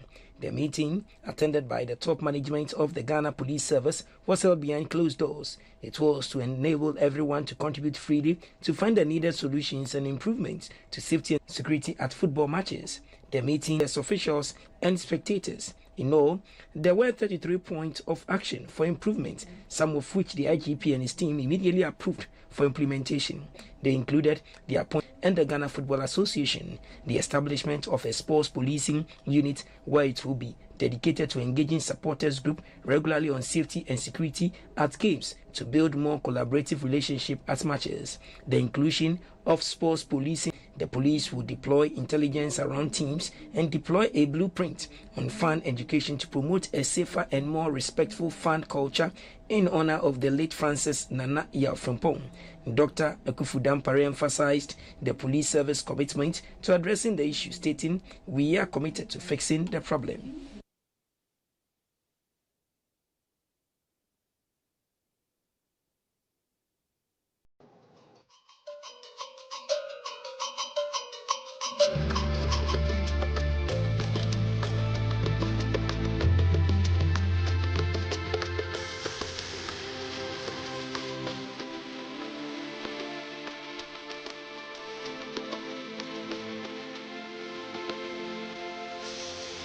GTV, the authentic and trusted voice of Ghana.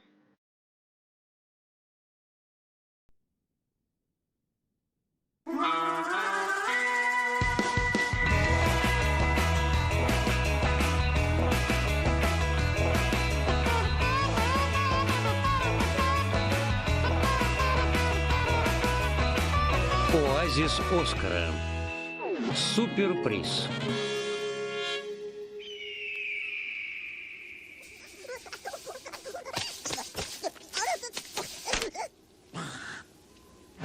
Это Оскар.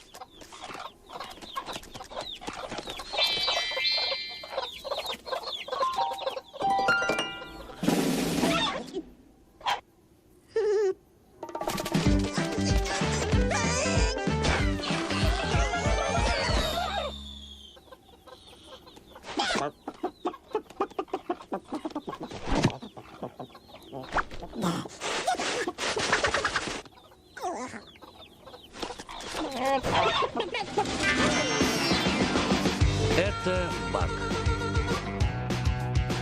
Поппи и Харчи.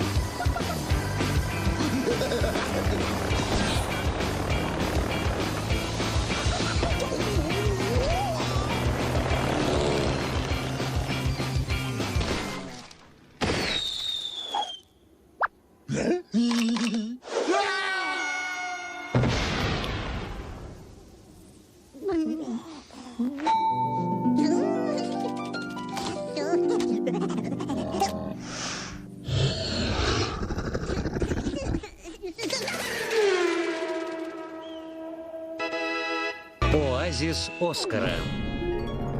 Впереди жара.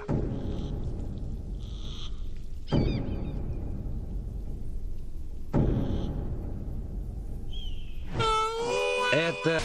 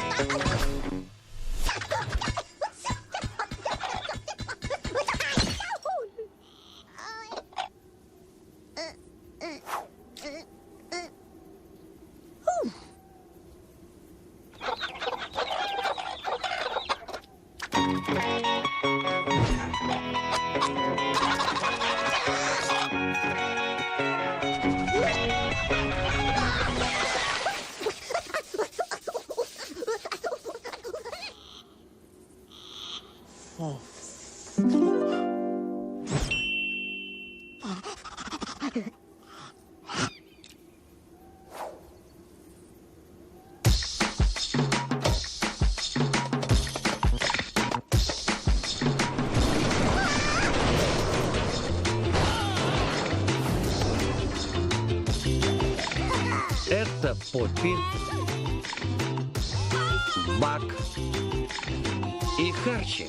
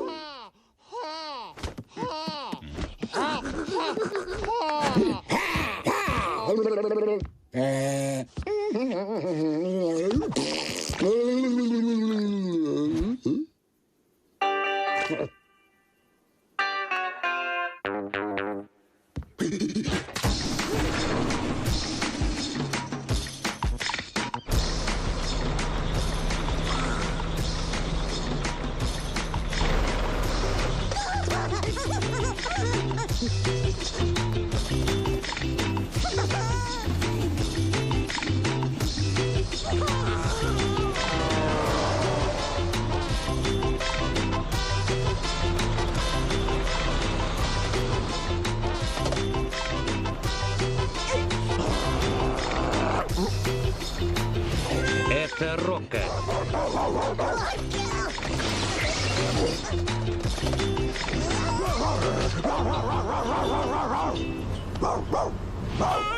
и Манола.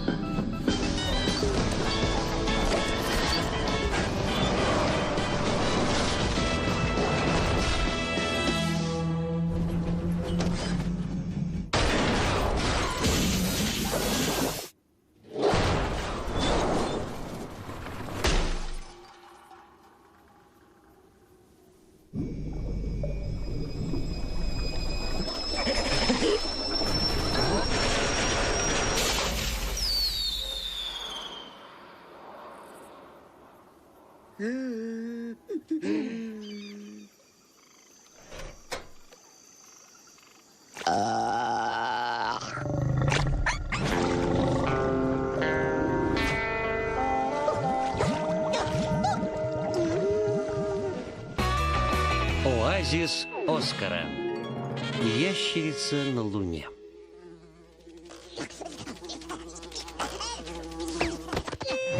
Это Оскар.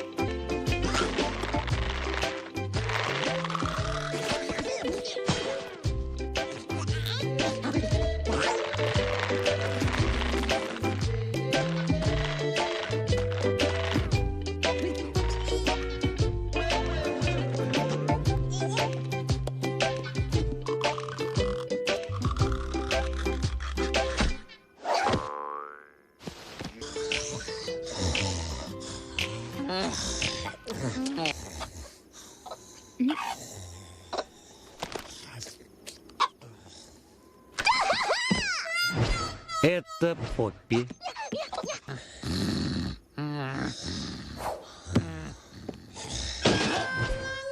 Бак и Харчик.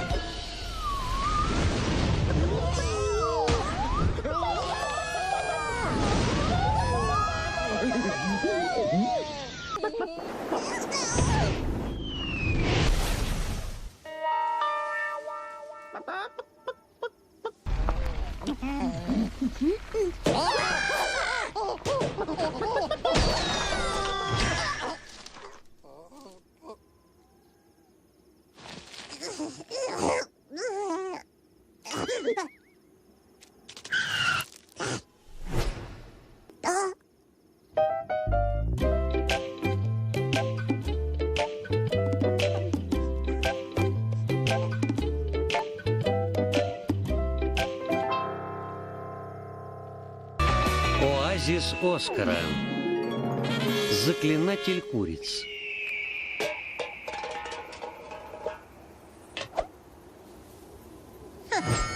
Это Оскар.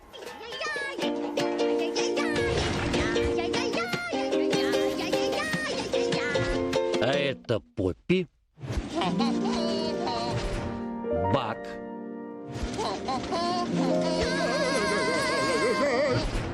и Харчи.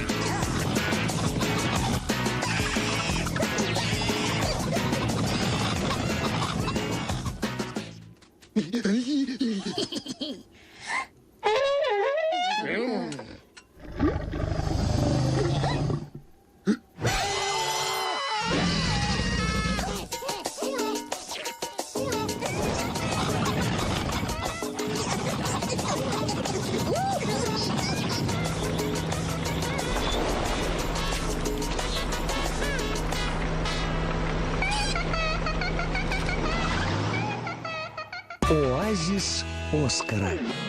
Барбекю.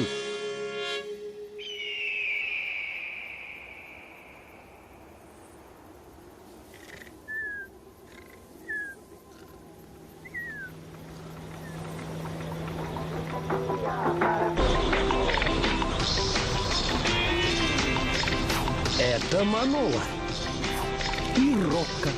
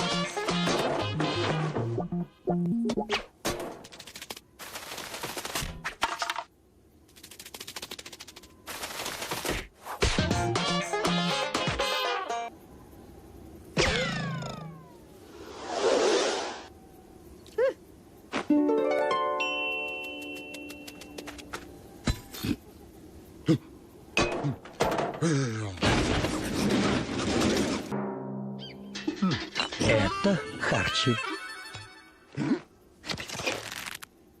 Бак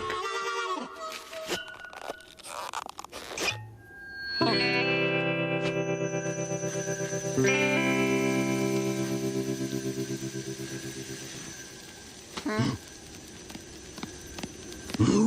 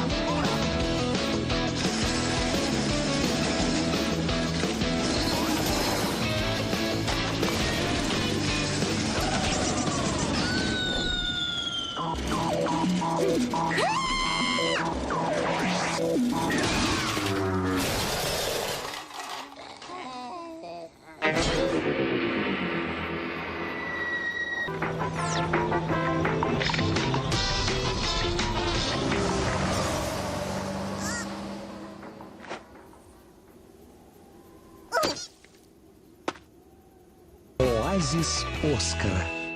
Большой побег.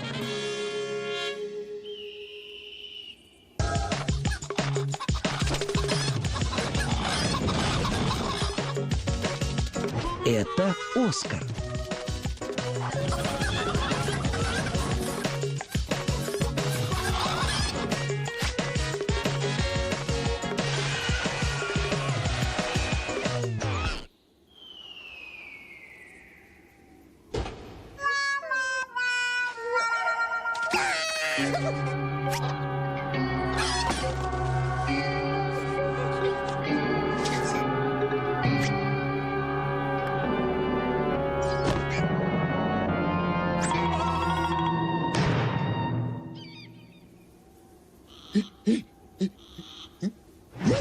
Это Харчи. Поппи. И Бак.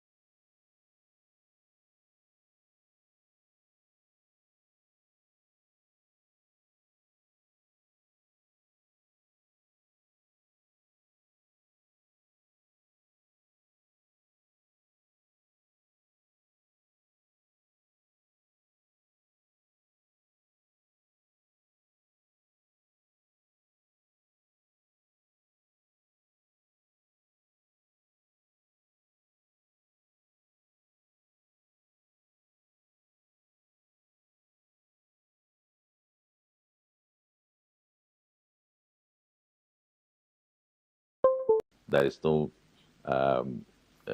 obligation on that private business to pay interest, but rather it is the project that borrows the money that pays the bond. The bond, okay. Mashallah. Conventional finance. Yeah, as I explained earlier on, the arrangement under conventional finance is that when funds are raised, you pay interest. You should be lucky to get a zero coupon, or you should be lucky to have an arrangement where you will not be paying interest. But when you come to Islamic finance, all the funding that are arranged are not attracting payment of interest. They rather attract sharing of interest, sharing of profit and losses. That is what they say, al-gunum bil-gunum, that's in Arabic. Now, Yeah. mashallah. So, Prof, how can Islamic finance contribute to Ghana's infrastructure development? Yeah. So, arrangement of sukuk. Sukuk is Islamic bond. And normally Islamic finance is allowed to coexist with the traditional or conventional finance. What will happen is that you will see the government raising Islamic bond or private sector raising Islamic bond to finance infrastructure in the country. As we speak, bonds to finance a lot of activity. The recent I read was about 612 billion naira. That was actually raised to finance about 25 road projects. That also include a rail line from Lagos to Abuja. So these are capital intensive for some of these things already. If you take our PPP law, we have a PPP policy and PPP law in the country, which was enacted in 2020. A lot of infrastructure needs that government is not able to finance. It's not only road or rail, even hospital infrastructure.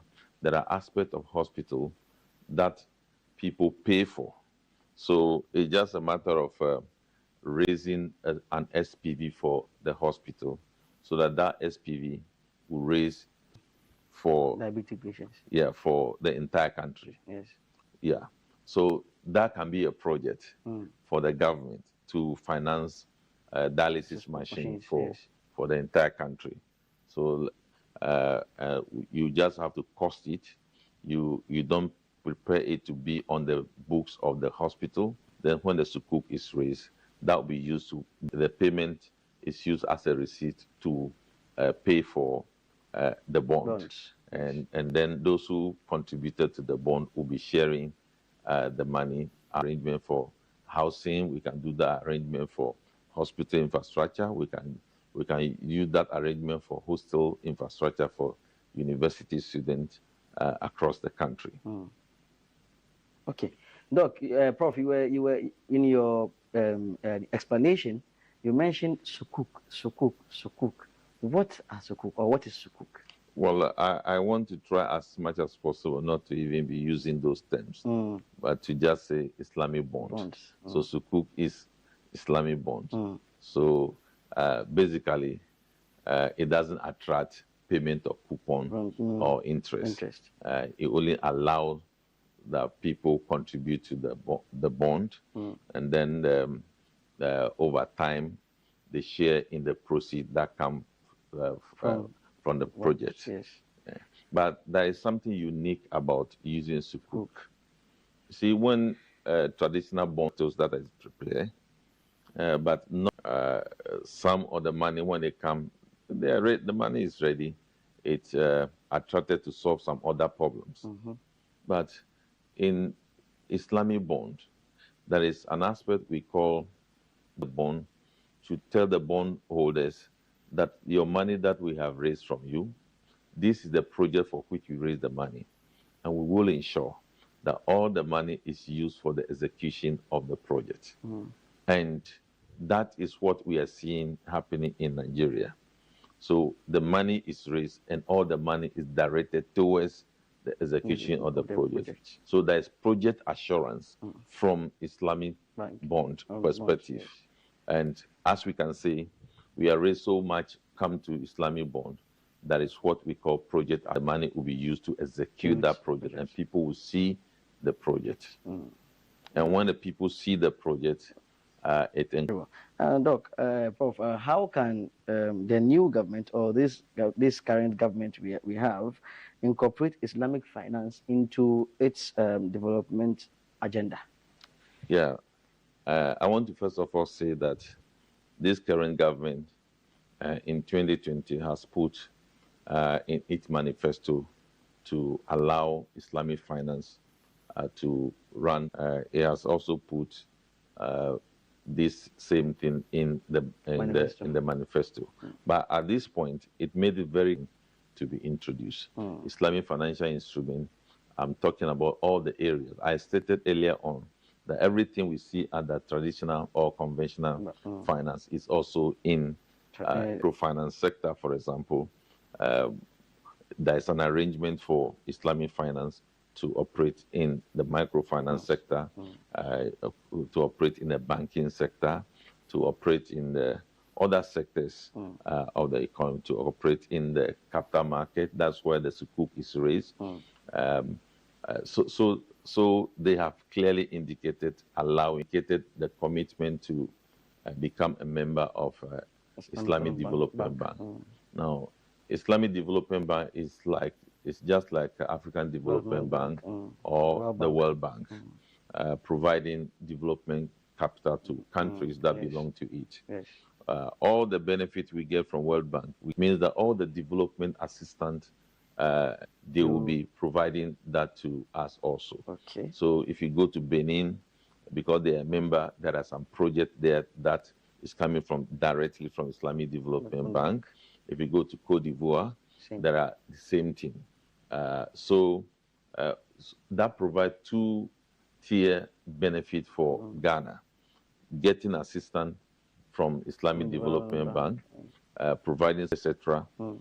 Then you are also introducing Islamic financial products, especially like a sukuk or the bond that can be used university student, that can be used in the construction of roads, that can be used in the construction of rail network, etc.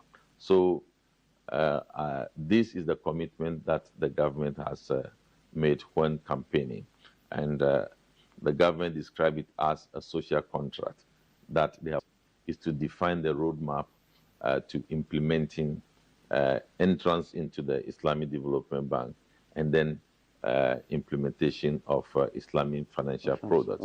And by that, I want to suggest that this is the time that the Ministry of Finance, Bank of Ghana, Security and Exchange Commission, other important sectors like trade and agriculture should form a joint committee to form a joint committee. Lies number one, and entry into the family of Islamic Development Bank, and also how to do some amendment or revise our at 930 to accommodate Islamic banking.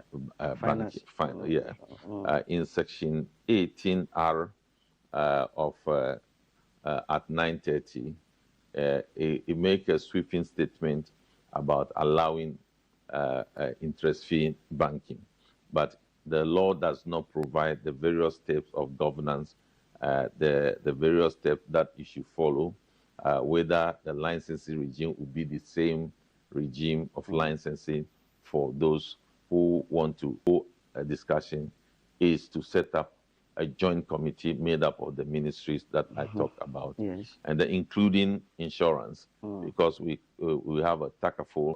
All these things should be the focus of those who are in the helm of affairs to see the realization of Islamic finance. That's very, very good.